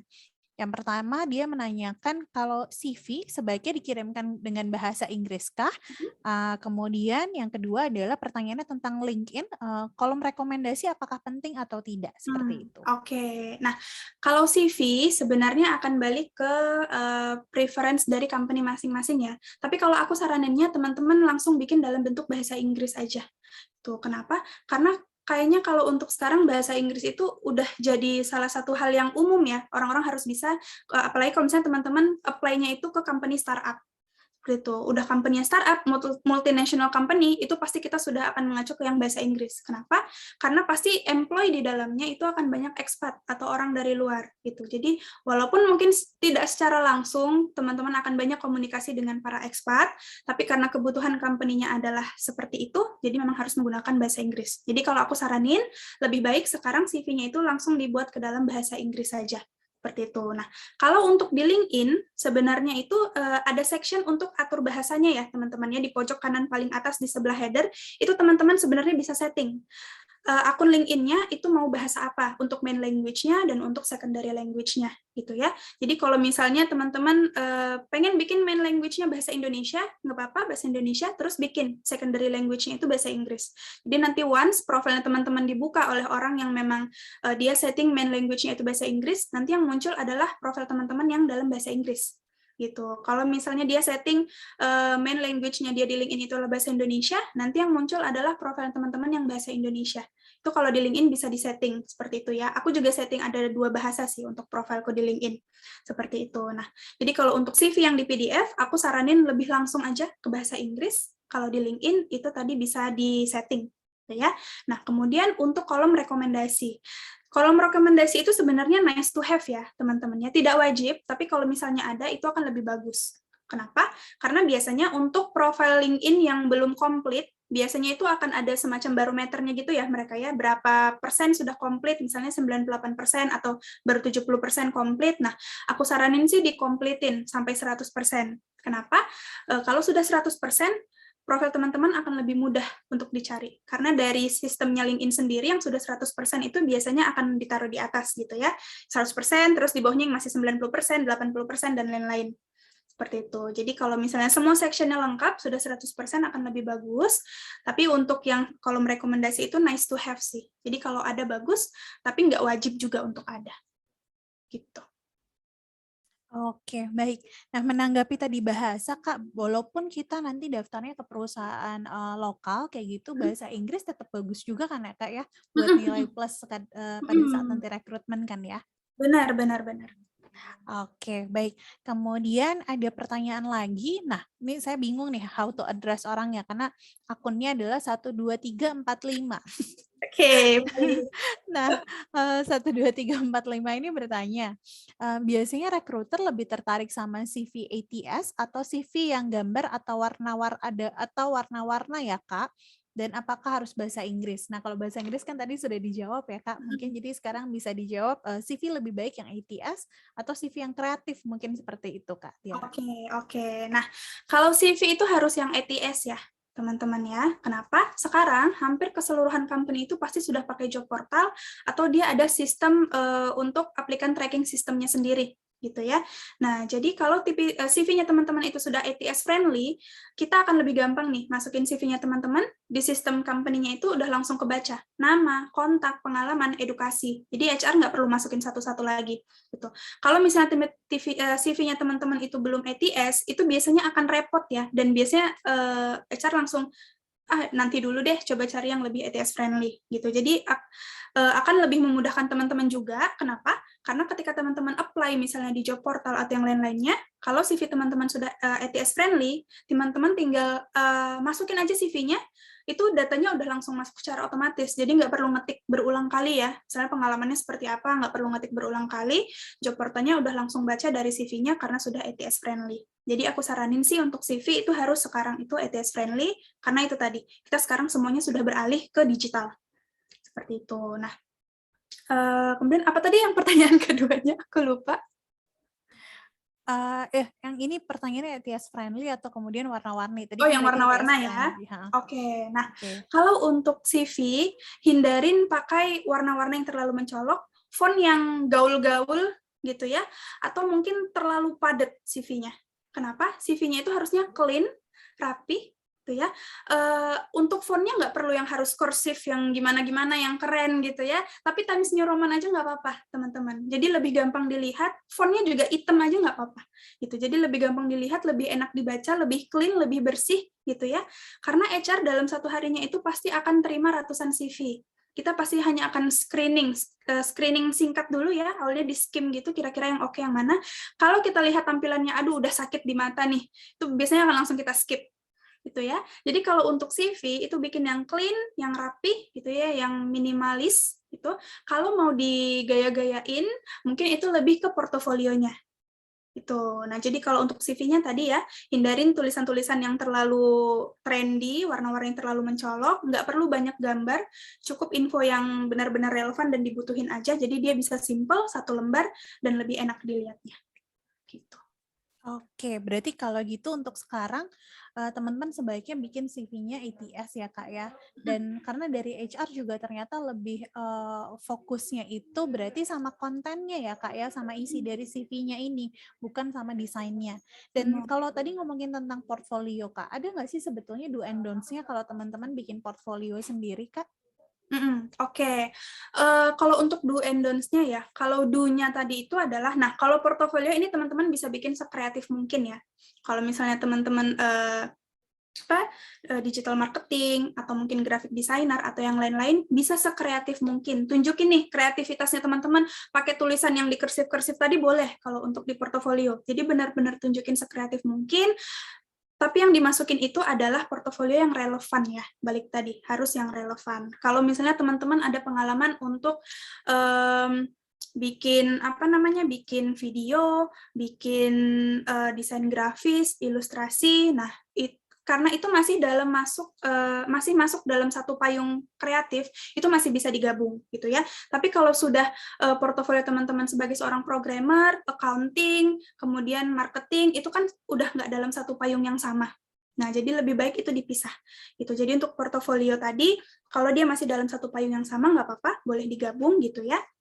Tapi balik lagi, kalau bisa sih dimasukkan yang relevan, dan tadi dipisah, memang ini adalah portofolio yang boleh dipublish gitu ya, hati-hati ya teman-teman ya, terutama teman-teman yang banyak mungkin ikut freelance job gitu. Nah, pastikan konten yang teman-teman masukin sebagai portofolio itu boleh di-share. Jadi harus di-make sure nih, ketika teman-teman ikut ataupun mengerjakan kerjaan freelance-nya, harus make sure kontennya ini boleh di-share nggak? Atau jangan-jangan biasanya itu kan konten ada hak milik ya. Jadi ketika teman-teman share, nanti malah kena flag dari company-nya. Gitu. Jadi itu harus di make sure dulu. Gitu. Ini kontennya benar-benar boleh di-share atau belum. Kemudian dipastikan lagi sudah bisa di-share. Jangan sampai teman-teman nge-share konten yang sebenarnya itu di company-nya aja mereka belum post gitu, tapi teman-teman udah masukin ke dalam portofolio dan udah disebar kemana-mana. Gitu kan. Itu jadinya spoiler kan ya. Nah, itu harus dipastikan lagi juga. Gitu. Jadi kalau dari portofolio itu ya berbeda dengan CV, semakin kreatif biasanya boleh gitu ya, tergantung dengan posisinya tadi masing-masing. Kalau memang kalian ada creative position, sekreatif mungkin masukin semua hasil portofolionya itu bisa. Dan dipisah dari CV ya, jadi jangan dijadikan satu file yang sama, karena nanti akan kepanjangan dan berat jadinya CV-nya. Jadi dipisah dari CV-nya, bisa dibikin dalam PDF sendiri, atau tadi bisa pakai link website ataupun sosial medianya tadi, tapi dia dipisah dari CV-nya. Gitu. Oke, berarti nanti kalau misalnya portfolio ini tadi terpisah, tapi dikasihnya itu boleh kita kirim pada saat initial pertama kita kirim email langsung ada portfolio, atau kemudian pas ditanya aja Kak kasih portfolionya? Oke, nah itu balik lagi ke posisi masing-masing ya. Kalau untuk posisi-posisi kreatif, biasanya itu ketika kalian apply harus cantumin portofolio. Karena kayak yang aku sebutin tadi, untuk posisi-posisi kreatif, HR itu biasanya akan lihat portofolio dulu baru CV. Gitu. Jadi akan lebih mempermudah teman-teman untuk daftar ketika teman-teman juga cantumin portofolionya, karena itu relevan dengan posisi yang teman-teman apply. Gitu ya. Tapi kalau untuk posisi yang lain, mungkin portofolio itu adalah nice to have. Jadi lebih baik dicantumkan linknya aja di dalam CV. Kalau memang dari tim HR-nya itu butuh secara detail, nanti mereka bisa minta nih untuk mungkin detail lengkapnya atau portofolionya dalam bentuk PDF. Nah, itu kita bisa provide ketika memang di request. Kayak gitu. Oke, noted Kak. Berarti kalau portfolio kalau untuk kreatif bisa langsung kirim, tapi kalau yang lainnya mungkin lihat kondisi seperti itu ya Kak ya. Oke, kita ada pertanyaan lagi, ada kayaknya sebenarnya ada 3 pertanyaan lagi. Yang selanjutnya dari Alif Maulana Ihsan Kak. Kata Alif, Kak mau tanya apa sih yang harus dijelaskan di CV tentang about me agar perusahaan tertarik? Oke, nah kalau about me ini sebenarnya sama dengan kalau kita elevator pitch tadi ya. Kalau misalnya untuk yang di header-nya LinkedIn itu kan mungkin lebih seperti tagline-nya kita gitu ya, mungkin ya. Nah, tapi kalau untuk lebih detailnya itu adalah di bagian about-nya itu. Itu adalah elevator pitch-nya kita. Nah, jadi biasanya yang cara penyampaiannya itu macam-macam ya. Bisa orang mungkin stylenya ada yang gimana gitu ya, ada stylenya masing-masing. Cara kalian menyampaikannya itu gimana, itu bisa diaplikasikan masing-masing. Biasanya semakin bertambah pengalaman, kalian akan lebih jelas juga ya, kira-kira poin apa yang akan dimasukkan ke dalam pengenalan dirinya. Tapi mungkin yang bisa dimasukin itu adalah say what you do gitu ya. Yang kalian lakukan itu apa? Itu misalnya kalian adalah fresh graduate dari jurusan apa, itu bisa untuk pembukanya gitu ya, saya adalah si A fresh graduate dari jurusan ini, universitas ini, itu pembukanya bisa. Kemudian say what makes you unique gitu. Nah, jadi keunikan kalian apa? Misalnya kalian adalah fresh graduate dari Universitas A dengan jurusan A yang sudah punya pengalaman internship sekian bulan di company e-commerce, retail, dan lain-lain. Itu kan membuat kalian unik dari fresh graduate lainnya. Misalnya seperti itu, gitu ya. Kemudian juga tell a quick story about yourself. Quick story about yourself itu adalah misalnya nih, saya adalah fresh graduate yang punya pengalaman tadi internship di bidang e-commerce, retail, dan lain-lain, tapi juga saya aktif menjalankan komunitas, banyak ikut freelance, dan lain-lain. Jadi, quick story about yourself, tadi ya, yang makes you unique, itu apa? Itu bisa dimasukkan ke dalam about-nya juga, kayak gitu. Nah, kemudian juga, tadi selalu dicantumkan values dan action-nya. Jadi jangan hanya sesuatu yang kalian hanya statement aja, saya mempunyai, saya bisa bekerja di bawah tekanan gitu ya, kemudian saya leadership-nya dan lain-lain tadi, tapi dimasukin action-nya itu tadi. Dan semua yang aku sebutin itu, kalian tulis maksimal 1 paragraf saja. Jadi jangan panjang banget nih about-nya, kayak bikin cerpen gitu ya, capek ngebacanya, nggak usah. Jadi paling banyak 1 paragraf aja kalau untuk fresh grade itu sebenarnya sudah panjang gitu ya. Jadi dia benar-benar singkat, padat, dan jelas. Nah, poin-poin yang aku sebutkan tadi mungkin bisa untuk guideline-nya teman-teman ketika bikin, tapi nanti ketika nulisnya kalian bisa create masing-masing lah. Masukin who you are-nya tadi ya, diri teman-teman sendiri itu seperti apa, quick story yang ingin teman-teman ceritakan itu seperti apa. Ingat, semua yang dicantumin itu harus sesuai dengan storyline dari CV-nya itu tadi. Jadi, about-nya itu mendukung juga storyline ataupun experience yang teman-teman jelaskan di dalam CV-nya tadi. Gitu. Oke, baik Kak Tiara. Nah, kemudian selanjutnya ada pertanyaan lagi dari Felicia. Nah, Felicia bilang, izin tanya Kak, kalau seandainya saya baru mau apply untuk magang, namun experience saya hanya berupa organisasi saja karena belum pernah bekerja yang digaji. Apakah ada saran agar tidak terlalu terlihat inexperience? Terima kasih. Oke, sebenarnya kalau kamu apply-nya untuk internship atau magang, itu nggak berpengaruh ya, Felicia ya. Karena biasanya yang kita lihat untuk program internship itu adalah lebih kamu sudah lulus atau belum. Kalau belum lulus, sekarang di semester berapa? Itu kenapa? Karena kalau misalnya kamu apply ternyata masih di semester 2, itu kan beban sekolahnya juga masih banyak ya, beban kelasnya masih 24 SKS misalnya. Nah, biasanya itu yang akan kita jadikan pertimbangan. Jadi kalau untuk internship, kita sebenarnya nggak akan melihat kamu sudah pernah intern atau kerja atau belum, kita akan lebih lihat kamu sekarang sudah lulus atau belum, kemudian kalau belum lulus di semester berapa. Kalau misalnya kamu sudah pernah kerja full time, itu sebenarnya malah akan jadi red flag ke HR. Kenapa? Lah kamu udah pernah kerja full time, kenapa apply-nya intern? Kan dari benefit dan package yang akan diterima itu turun ya, berarti. Nah, itu akan jadi red flag, biasanya malah itu yang akan lebih kita pertanyakan. Gitu. Jadi kalau misalnya kamu untuk apply magang, masih belum ada pengalaman, nggak apa-apa. Yang penting kamu mungkin sudah di final semester ya, atau memang di semester yang sudah boleh nih kamu ikut program internship, jadi beban SKS-nya mungkin tidak terlalu berat, itu biasanya yang akan lebih kita lihat. Oke, jadi kalau sebetulnya masih mahasiswa, kemudian punya pengalaman intern tapi nggak digaji itu sebenarnya nggak masalah ya Kak ya? Karena kalau intern memang umumnya juga nggak digaji kan ya Kak sebenarnya ya? Kalau sekarang semuanya harus pilih yang sudah berbayar ya, teman-teman ya. Kan sekarang banyak nih internship yang memang sudah paid gitu ya. Kecuali teman-teman memang hanya untuk mengisi waktu luang ketika kuliah aja gitu ya. Cuman untuk ini, jadi teman-teman memang tidak terlalu concern dibayar atau tidak. Tapi kalau bisa carinya yang paid ya. Di luar sekarang udah banyak banget yang paid internship. Lebih baik yang di paid gitu. Terutama kalau teman-teman apply internshipnya itu ke startup.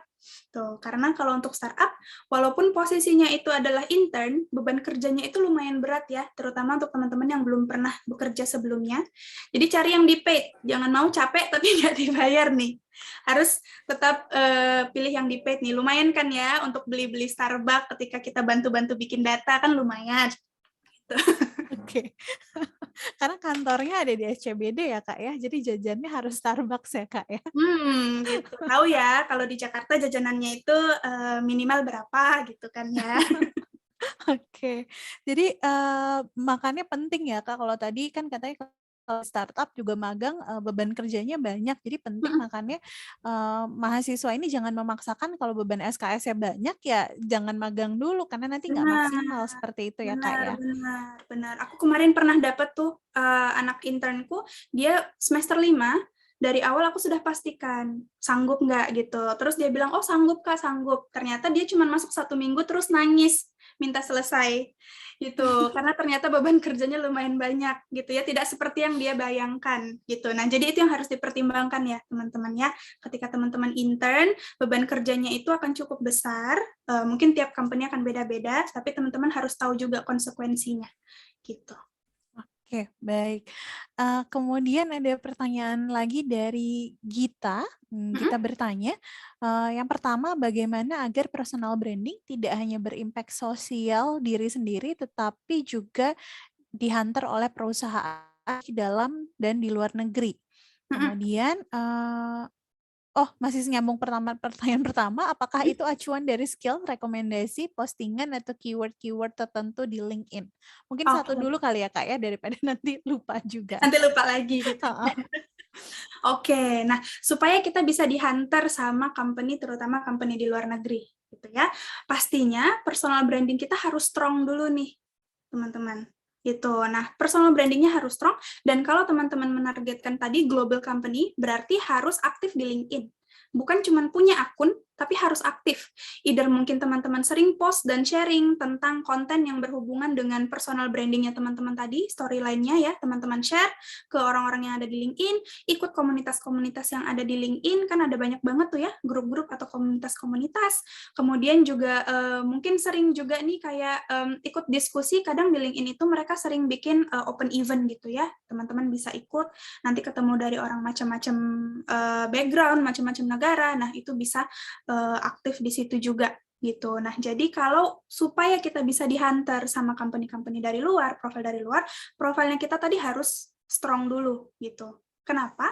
Misalnya perusahaannya itu dari Amerika gitu, bukan cuma dari Amerika.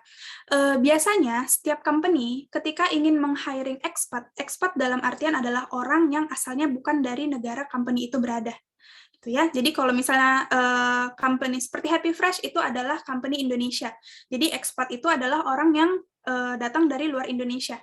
Begitu juga untuk di negara lain. Misalnya company-nya itu adalah company dari US, berarti expatnya itu adalah misalnya kita kerja di sana, kita adalah expat. Gitu ya. Nah, biasanya setiap company itu sudah ada slot masing-masing dari pemerintah untuk hiring expat. Jadi dia nggak bisa asal hiring aja, gitu, enggak. Tiap company itu biasanya sudah ada jatah tahunan untuk keseluruhan company yang ada di negara tersebut, tiap company-nya bisa hiring expat berapa banyak. Let's say, company yang kamu tuju, dia cuma dapat slot hiring expat di tahun itu adalah 4 orang. 4 slot, gitu ya. Nah, pasti karena ini adalah 4 slot, mereka pencariannya ataupun rekrutmennya ini akan lebih ketat ya, gitu. Karena mereka cuma ada 4 slot untuk hiring expat ini tadi. Jadi mereka pasti akan cari best of the best kandidat di luar sana untuk mengisi per slotnya itu tadi. Gitu. Jadi kalau kamu memang ingin dihantar sama kandidat atau company di luar sana, kamu harus strong dulu nih untuk profilnya kita. Nah, sometimes yang sering aku mungkin mention ya, kita sering mencantumkan leadership-nya bagus gitu ya untuk fresh graduate, tapi kamu belum pernah ikut komunitas, kamu cuman benar-benar kuliah aja nih gitu ya, emang kuliahnya aktif gitu, tapi kamu tidak ikut komunitas apa-apa, belum pernah ikut event apa-apa, tapi kamu cantumkan leadership, dan kamu belum pernah intern, belum pernah kerja di mana-mana. Itu kan nggak valid gitu ya, karena biasanya leadership itu baru bisa istilahnya valid adalah ketika kamu sudah melit sebuah tim. Itu benar-benar leadership. Jadi jarang anak fresh grade ataupun yang less than 1 year experience dia punya leadership skill yang diharapkan oleh company-company. Karena leadership skill yang diharapkan oleh company adalah itu. Kamu bisa ngelit tim dengan jumlah banyak, di mana kamu bukan hanya melit, tapi kamu juga harus maintain KPI ataupun target dari tiap anggotanya itu seperti apa. Gitu. Nah, jadi itu tadi. Put on relevant information, credibility-nya tadi ditingkatkan di dalam profilnya dan harus aktif juga gitu ya. Ketika kamu sudah aktif, kemudian kamu tambahkan experience gitu, karena kayaknya sih kalau untuk company di luar sana untuk hiring yang di luar negaranya mereka yang benar-benar masih hijau itu jarang ya. Biasanya itu hanya special case, kamu mungkin kayak pernah ikut dalam project yang wow banget menurut mereka gitu, sehingga mereka berani gitu ya, hire kamu dengan gaji yang oke, padahal kamu masih fresh grade, tapi kalau sisanya biasanya mereka akan lebih selektif lagi nih, ketika nyari profile.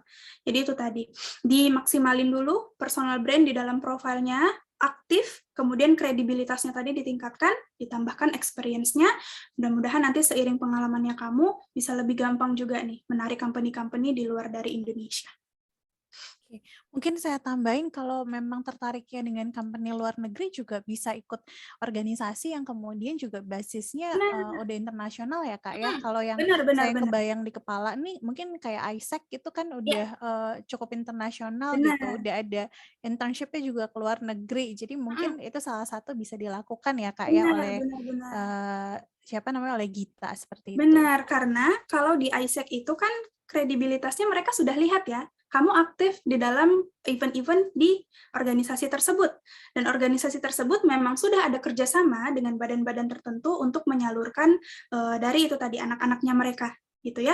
Temanku banyak yang ikut ISEC, mereka lulus S1-nya langsung kerja di Hungari, langsung kerja di Turki gitu ya, karena memang disalurkan dari ISEC. Cuman yang aku perhatikan adalah memang anak-anak yang aktif ketika di ISEC-nya. Jadi bukan hanya sebagai membership ya, teman-teman ya, tapi dia juga aktif, dia pernah sebagai ketua, kemudian dia pernah ikut debat di mana-mana under namanya ISEC gitu. Jadi memang yang aktif. Kenapa? Karena company-nya kan juga lihat kredibilitasnya kita seperti apa. Gitu. Jadi memang ini ya Kak, kalau kita mau dapat perusahaannya yang besar, yang keren, bagus, effortnya juga nggak boleh setengah-setengah ya. Gitu. Tentu. Jadi usahanya itu nanti merefleksikan hasilnya juga seperti apa ya. No pain no gain lah. Betul. Oke, kemudian kita masih punya pertanyaan lagi. Pertanyaan dia yang kedua adalah apakah kita dilazimkan untuk me-reach out seorang recruiter duluan di LinkedIn? Dan kemudian jika iya, adakah hal yang harus diperhatikan? Oke, nah sebenarnya boleh-boleh aja ya, fine-fine aja. Itu kan maksudnya public ya, kita bisa message aja, nggak apa-apa. Tapi biasanya yang harus diperhatikan adalah sebelum kalian reach out, lebih baik kalian searching dulu untuk company-nya itu di bidang apa, gitu ya. Kemudian dia sekarang ada open posisi apa aja. Tuh, jadi ketika kalian reach out, kalau misalnya setiap hari aku banyak ya yang reach out, baik yang experience ataupun mungkin yang masih fresh graduate. Tapi karena sekarang kita belum ada kebutuhan untuk hiring posisi untuk misalnya fresh graduate, atau mungkin yang reach out aku itu adalah orang dengan background dari accounting. Kita belum ada kebutuhan untuk hiring tersebut, pasti kita akan less priority mereka. Kita akan balas yang memang, oh sekarang aku lagi nyari misalnya untuk brand campaign nih, oh dia background-nya brand campaign. Pasti aku akan fokuskan untuk balas dia dulu. Gitu. Nah, jadi lebih baik teman-teman searching dulu company-nya, kira-kira di company itu ada lowongan apa yang sekarang sedang buka, sesuai nggak sama personal branding-nya teman-teman tadi atau posisi yang teman-teman tuju. Once sudah sesuai, nggak apa-apa, coba aja langsung message mereka, mungkin dilampirkan CV-nya juga gitu ya, selain mereka bisa melihat ke akun LinkedIn-nya teman-teman juga. Kalau harusnya sih ya, kalau misalnya profil teman-teman itu relevan dan mereka sedang open hiring untuk posisi tersebut, akan lebih tinggi chance-nya untuk dibalas. Tapi jangan bayangkan ngechatnya itu kayak ngechat dari WhatsApp ya, teman-temannya yang langsung kebaca, ini LinkedIn gitu. Jadi biasanya pasti akan lebih takes time, tapi nggak apa-apa. Untuk mencoba itu tidak salah ya. Tapi itu tadi, kita harus ada research-nya dulu nih sebelum kita ngelakuin hal tersebut. Oke, berarti sebetulnya lazim untuk reach out, tapi sebelum reach out pastikan dulu berarti profil LinkedIn-nya ini udah pantas untuk kemudian nanti perusahaan lihat ya, jangan sampai Benar. profil LinkedIn-nya masih belum maksimal, belum komplit kayak gitu, tapi udah reach out kayak gitu ya Kak ya. Oke, kemudian ada pertanyaan lagi dari Laila. Laila bertanya, apakah untuk ikut program internship harus kuliah dulu? Karena Laila ini masih SMA nih Kak. Oke. Nah, biasanya sih kita akan cari yang sudah duduk di bangku perkuliahan ya, Laila ya. Kenapa? Karena biasanya untuk program internship, kita memang akan fokusnya atau sering kerjasamanya langsung ke kampus-kampus nih, biasanya gitu. Jarang misalnya kita yang langsung ke sekolah-sekolah gitu ya, karena kayaknya untuk beban pendidikannya sepertinya masih lebih berat nih, lumayan berat karena kalian harus ada ujian nasional dulu gitu ya. Nah, jadi biasanya kita memang fokus ke anak yang sudah kuliah gitu. Tapi sometimes beberapa company mungkin ada yang syaratnya tidak masalah ya. Kalau misalnya pendidikan terakhirnya itu SMA, nah mungkin itu beberapa ada.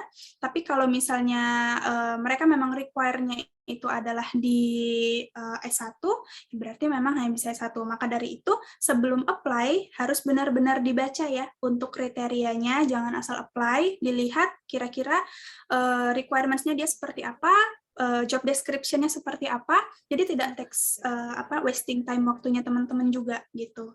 Kayaknya sih kalau untuk internship beberapa company masih ada ya yang bisa SMA, tapi memang kalau untuk company-company startup mungkin lebih banyaknya itu adalah di D3 ataupun di S1 ya.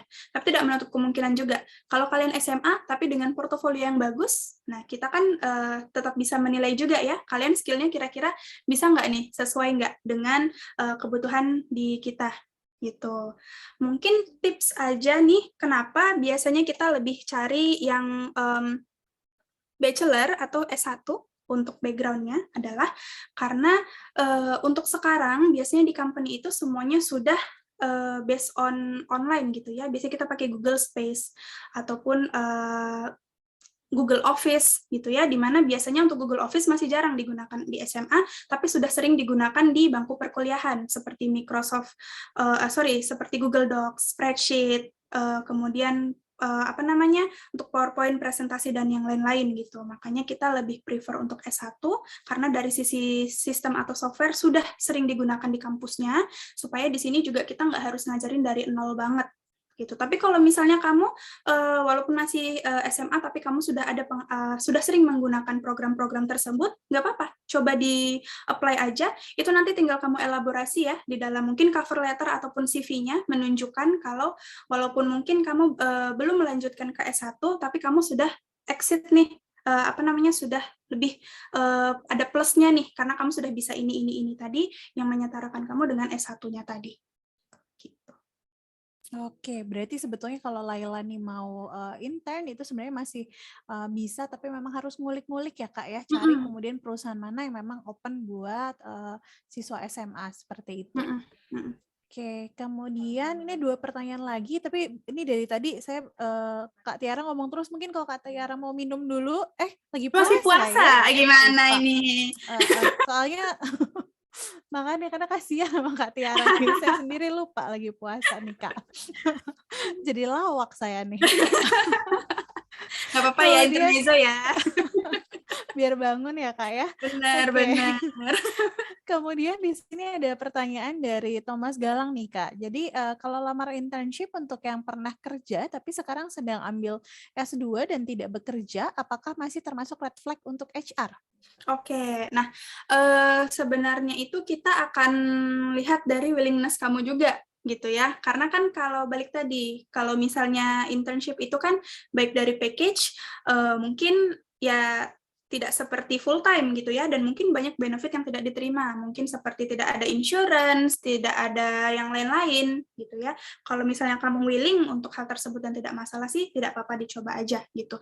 Tapi biasanya kalau misalnya case-nya itu tadi adalah kamu lanjutin S2 gitu, dan selama S2 ini kamu memang daripada kosong waktunya gitu ya, jadi lebih nyari internship, sebenarnya itu bukan red flag ya. Yang red flag itu adalah lebihan, misalnya kamu sudah kerja 1 tahun atau lebih dari 1 tahun di satu company, kemudian kamu apply untuk posisi internship. Nah, itu biasanya yang kita akan lebih mempertanyakan, kenapa nih orang udah full time dengan full package dan full benefit, kenapa mau yang intern yang nggak ada benefitnya, cuman mungkin salary-nya aja gitu ya. Nah, itu biasanya akan lebih kita kulik-kulik gitu. Mungkin orang alasannya macam-macam gitu ya. Kalau misalnya dia memang ingin switch karir gitu, yang di pekerjaan dia 1 tahun itu benar-benar dia nggak suka banget ternyata. Jadi dia pengen switch karir, makanya untuk switch karirnya itu dia internship dulu, biar ada pengalaman di sana, kemudian cari yang full time, itu bukan red flag kalau menurut kita, gitu ya. Tapi kita biasanya akan lebih lihat background-nya sih, alasannya kenapa kamu di kondisi dan posisi sekarang mau balik milih intern lagi, biasanya itu yang akan lebih kita lihat. Jadi nggak semerta-merta begitu lihat CV, ini udah S2 malah nyari internship, enggak, di skip gitu. Terus ternyata dia udah ada pengalaman kerjanya, enggak, ini di skip gitu. Nah, biasanya kalau profil kamu masih inline, masih sesuai dengan yang kita cari dan masih potensial, biasanya masih akan tetap diproses gitu. Tapi kalau dari HR, dari recruiter, kita biasanya akan komunikasi lagi ya ke user ataupun reporting manager untuk posisinya itu tadi. Mereka prefer benar-benar yang masih hijau banget, atau yang sudah ada pengalaman tapi mau ke internship tidak apa-apa. Kenapa? Karena kadang untuk posisi internship ini mungkin pekerjaannya kan lebih administratif ya. Dia akan lebih yang untuk mempersiapkan data gitu-gitu ya, lebih administratif. Biasanya kalau yang sudah ada experience agak enggan nih untuk mengerjakan pekerjaan yang terlalu administratif. Mereka mengharapkannya mereka udah dapat project sendiri gitu. Nah, maka dari itu biasanya pertimbangan dari reporting manajernya adalah seperti itu. Kalau dia sudah pengalaman, dia mau nggak ngerjain pekerjaan yang masih sangat administratif banget gitu ya. Mungkin dia harus datang visit ke sana, ke sini untuk mengerjakan administratif pekerjaannya tadi, dia masih willing atau enggak. Itu sih yang jadi pertimbangannya. Oke, berarti kalau memang dari HR tuh nggak masalah sebenarnya Kak ya. Berarti yang penting adalah diceritakan kenapa kemudian mau apply untuk internship. Berarti nanti Thomas nih kalau memang keadaannya seperti itu bisa ceritakan di dalam cover letternya barangkali ya Kak ya. Benar. Oke, nah ini kemudian pertanyaan lagi dari Alfa dan juga ada tambahan pertanyaan dari Rahma. Di sini bertanya mengenai kalau CV ATS friendly itu seperti apa dan kemudian apakah sebaiknya ada foto atau tidak di CV yang ATS friendly? Oke, CV ATS friendly itu sebenarnya adalah ATS itu adalah Applicant Tracking System ya, itu kepanjangannya. Itu adalah sebuah software yang digunakan oleh perusahaan dalam mereka mendata gerak proses dari rekrutmennya itu seperti apa. Misalnya, berapa banyak aplikan yang masuk, berapa banyak aplikan yang masuk itu kemudian diinterview oleh HR, berapa banyak yang akhirnya sampai ke user interview, sampai ke offering dan hiring. Itu adalah ATS. Gitu. Nah, ATS friendly itu berarti adalah CV kalian itu sudah bisa dibaca sesuai dengan sistem yang ada di dalam ATS-nya masing-masing. Dalam artian, ketika kalian masukin CV, sistemnya udah bisa langsung kebaca. Oh, ini adalah nama, ini adalah alamatnya kalian, ini adalah kontak, ini adalah experience, dan yang lain-lainnya. Gitu. Nah, biasanya kalau teman-teman bikin CV sendiri melalui Google Word gitu ya, dari Word langsung, bisa jadi itu tidak ATS friendly karena kita istilahnya itu masih analog gitu ya, belum secara digital, belum secara otomatis gitu. Jadi mungkin kalau untuk CV yang ATS friendly, banyak nih teman-teman mungkin bisa bikin dari Canva yang gampang ya teman-teman ya, itu kan udah banyak template-nya tuh. Nah kalau misalnya dari template-nya itu biasanya itu sudah ATS friendly gitu, karena sudah dipeta-petakan juga kan ya dari si template yang ada di Canva-nya, ini adalah bagian untuk masukin pengalaman, ini bagian untuk masukin nama dan yang lain-lainnya gitu. Atau teman-teman mau bikin langsung dari job portalnya, sekarang kan banyak ya, mungkin kalau job tuh aku nggak tahu nih, bisa apa nggak untuk pembuatan CV-nya kayak gitu.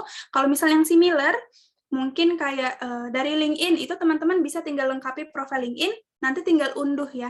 CV-nya sebagai bentuk PDF, itu sudah ATS friendly.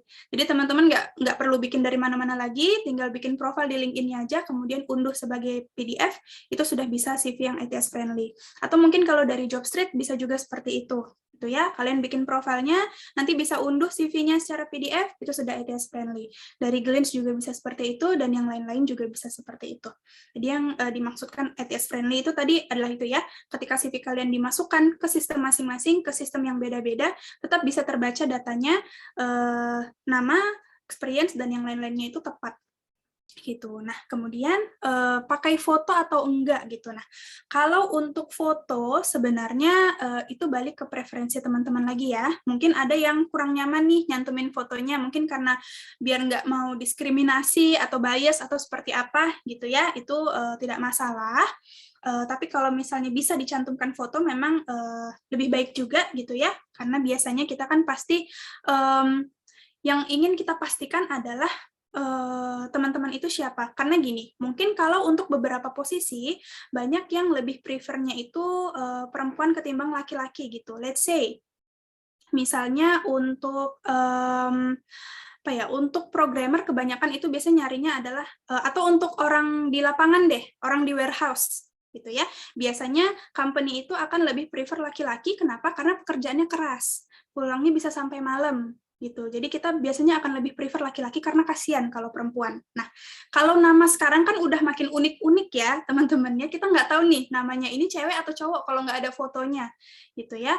Nah, kalau misalnya dia about-nya itu menggunakan, kalau CV-nya menggunakan bahasa Inggris, dari about-nya kita bisa lihat dia she atau he, gitu ya, karena mungkin dia pakai kata penunjuk pertama. Tapi kalau misalnya enggak, dan namanya adalah Rizky misalnya, Rizky bisa cewek, bisa cowok, gitu ya. Nah kan ini kayak Rizky terus namanya misalnya apa yang masih general banget deh gitu, misalnya Rizky siapa gitu, kita nggak tahu nih cewek atau cowok. Atau nama pengarang buku mungkin teman-teman ada yang tahu, Kartini Kartono ya, nah itu cewek atau cowok kan kita bingung gitu kan ya, ini cewek atau cowok gitu. Sedangkan mungkin posisinya tadi kerjanya agak berat, kemudian dia kerjanya sampai malam, jadi kita lebih prefer yang cowok supaya lebih aman, misalnya seperti itu. Nah, jadi kalau misalnya bisa dicantumkan CV sih, dicantumkan foto lebih baik, tapi kalau enggak apa-apa, nggak pakai fotonya.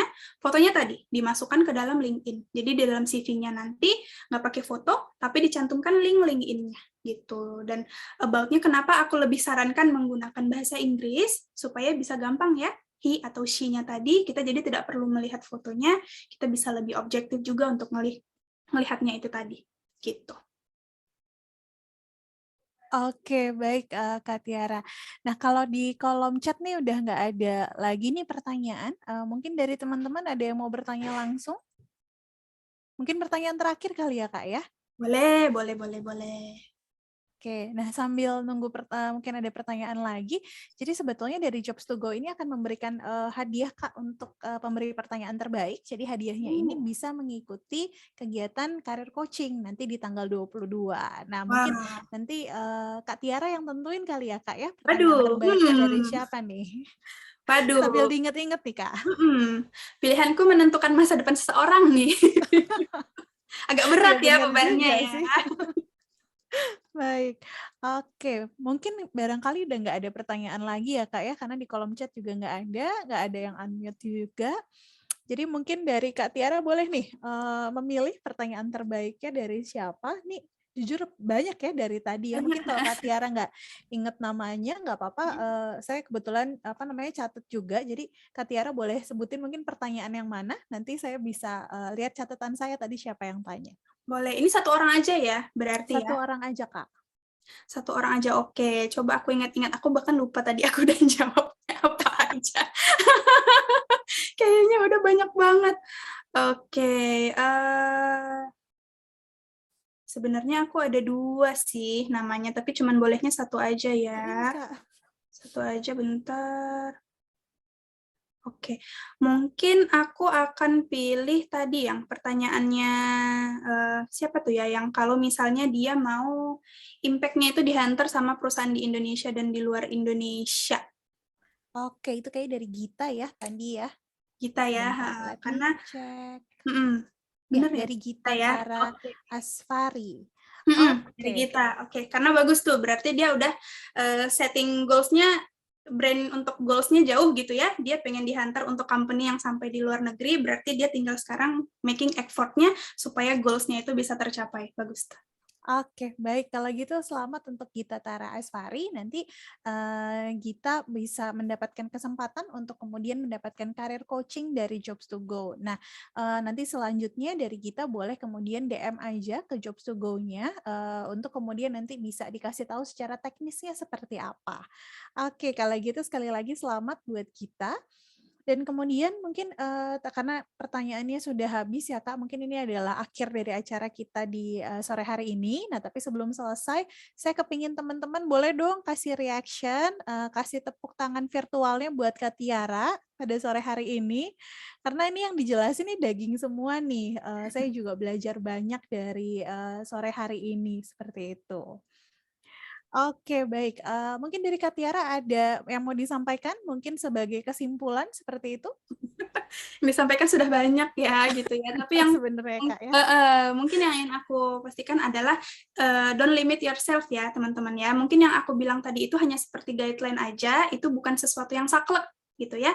Jadi kalian bisa modif hal tersebut sesuai dengan hal yang ingin kalian capai, dan jangan pernah hanya menutup kemungkinan untuk di satu jalur aja gitu ya. Misalnya kayak yang aku bilang tadi, teman-teman hanya tertarik di bidang A, padahal sebenarnya teman-teman itu possible untuk di bidang B, itu coba dieksplor aja nih teman-teman, karena hal tersebut sebenarnya bisa membantu untuk profilnya teman-teman juga gitu ya. Jadi don't limit yourself tadi, shoot for the moons, even if you fail, you're falling for the stars gitu ya. Jadi nggak apa-apa, kita tetap bikin moonshot aja nih gitu. Jadi set targetnya itu orang bilang ketinggian gitu, nggak ada yang ketinggian selama kita tetap menunjukkan effort yang sesuai dengan goals-nya kita tadi gitu sih. Oke, jadi nggak apa-apa ya Kak kalau mimpi jadi CEO, seenggaknya kalau nggak jadi CEO tetap bisa mungkin jadi direktur atau manajer gitu ya. Amin, mendaratnya, amin Kak, gitu ya. Ini bulan Ramadan nih, kita ada lebih dari 40 orang nih yang ngaminin ke Kabul nih. Amin gitu. Amin. Oke, baik kalau begitu Kak Tiara terima kasih. Kemudian selanjutnya mungkin agendanya adalah kita foto bersama ya Kak ya. Jadi Boleh, buat boleh. teman-teman di sini mungkin bisa minta kesediaannya untuk open cam dulu sebentar aja. Jadi kita bisa lihat-lihat juga wajah-wajahnya yang tadi bertanya seperti itu. Karena kita akan foto dulu. Nah mungkin teman-teman panitia dari CDC boleh dibantu ya untuk fotonya. Oke, ini mungkin ada sekitar berapa ya, berapa layar ya? Ada 3 nih Kak. Oke, ada 3 layar nih teman-teman. Bentar. Baik, teman-teman boleh buka kameranya yang memang bisa open cam supaya kelihatan wajah ganteng, wajah cantiknya seperti itu, atau wajah yang ini udah mulai lapar karena Mulai lapar ya. Belum mandi juga nggak apa-apa ya teman-teman ya. Oke, baik. Kalau begitu boleh aba-abanya silakan teman-teman yang mau bantu foto. Oke, baik. Kalau begitu yang di halaman pertama boleh kita senyum dulu. 1, 2, 3. Oke, kemudian halaman selanjutnya ditahan lagi senyumnya. Boleh kasih jempol juga. 1, 2, 3. Oke, kemudian halaman ketiga. 1, 2, 3. Oke, baik. Terima kasih banyak teman-teman. Oke, sekali lagi terima kasih banyak buat Kak Tiara atas pemaparannya pada sore hari ini.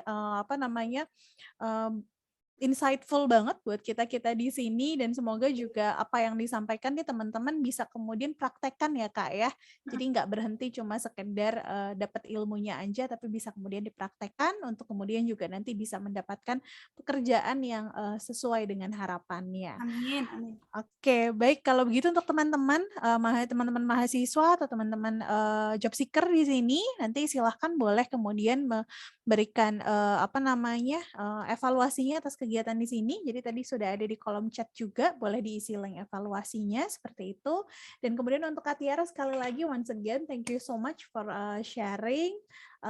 Dan kemudian mungkin kita bisa nanti berkolaborasi di lain kesempatan ya Kak Tiara Yes, antara yes. CDC UMN sama Happy Fresh. Kalau Oke. begitu terima kasih banyak Kak. Kak Tiara boleh mungkin meninggalkan Oke. Zoom-nya untuk Ya. melanjutkan aktivitas selanjutnya. Oke, thank you semuanya. Bye-bye. Terima kasih Kak. Oke, baik teman-teman job seeker di sini, ini adalah rangkaian kegiatan terakhir kita di hari Selasa. Nah, saya mau mengingatkan lagi saja bahwa kegiatan untuk job fair-nya ini masih dibuka nanti ya teman-teman sampai tanggal 23. Jadi teman-teman masih punya waktu, boleh kemudian sekarang bikin profilnya dulu yang belum punya profil, kemudian juga bisa nanti lihat-lihat lowongan pekerjaannya ada apa aja sambil kemudian dipersiapkan karena masih dibuka sampai tanggal 23. Dan kemudian untuk hari Rabu dan juga di hari Kamis kita masih ada 2 lagi untuk kegiatan Company Expo-nya dan kemudian masih ada 4 juga untuk kegiatan workshop-nya. Dan pastinya yang akan menyampaikan ini adalah perusahaan-perusahaan yang nggak perlu diragukan lagi kredensialnya. Jadi teman-teman bisa stay tune terus ke Instagramnya Jobs to Go atau Instagramnya CDC untuk tahu lebih banyak lagi acaranya selanjutnya apa. Oke, di sini ada yang bilang katanya link evaluasinya nggak bisa dibuka nih Kak, katanya. Oke, kalau buat teman-teman yang dari UMN untuk link evaluasinya bisa dibuka dengan menggunakan email student ya teman-teman. Seperti itu. Tapi kalau misalnya nggak bisa, masih ada kendala, boleh nanti chat aja ke Instagramnya CDC atau kemudian ke WhatsApp-nya CDC, seperti itu. Dan kemudian tadi untuk yang mendapatkan hadiah penanya terbaik dari Gita, ini boleh chat ke Jobs to Go-nya ke Instagram aja ya Gita, atau mungkin mau chat ke Instagramnya CDC juga nggak apa-apa, seandainya dari Jobs to Go belum kebaca, nanti bisa kami bantu untuk follow up seperti itu. Oke, baik teman-teman semua. Once again, thank you so much untuk atensinya pada hari ini dan terima kasih juga hari ini sudah aktif bertanya. Jadi diskusi kita pada hari ini cukup dinamis seperti itu. Harapannya apa yang disampaikan tadi oleh Kak Tiara ini bisa berguna buat teman-teman dan kemudian juga semoga dengan event dari Karir Day ini kemudian bisa membantu teman-teman mendapatkan pekerjaan yang sesuai dengan harapannya masing-masing. Sekian dari saya, terima kasih banyak, selamat sore dan salam sehat selalu.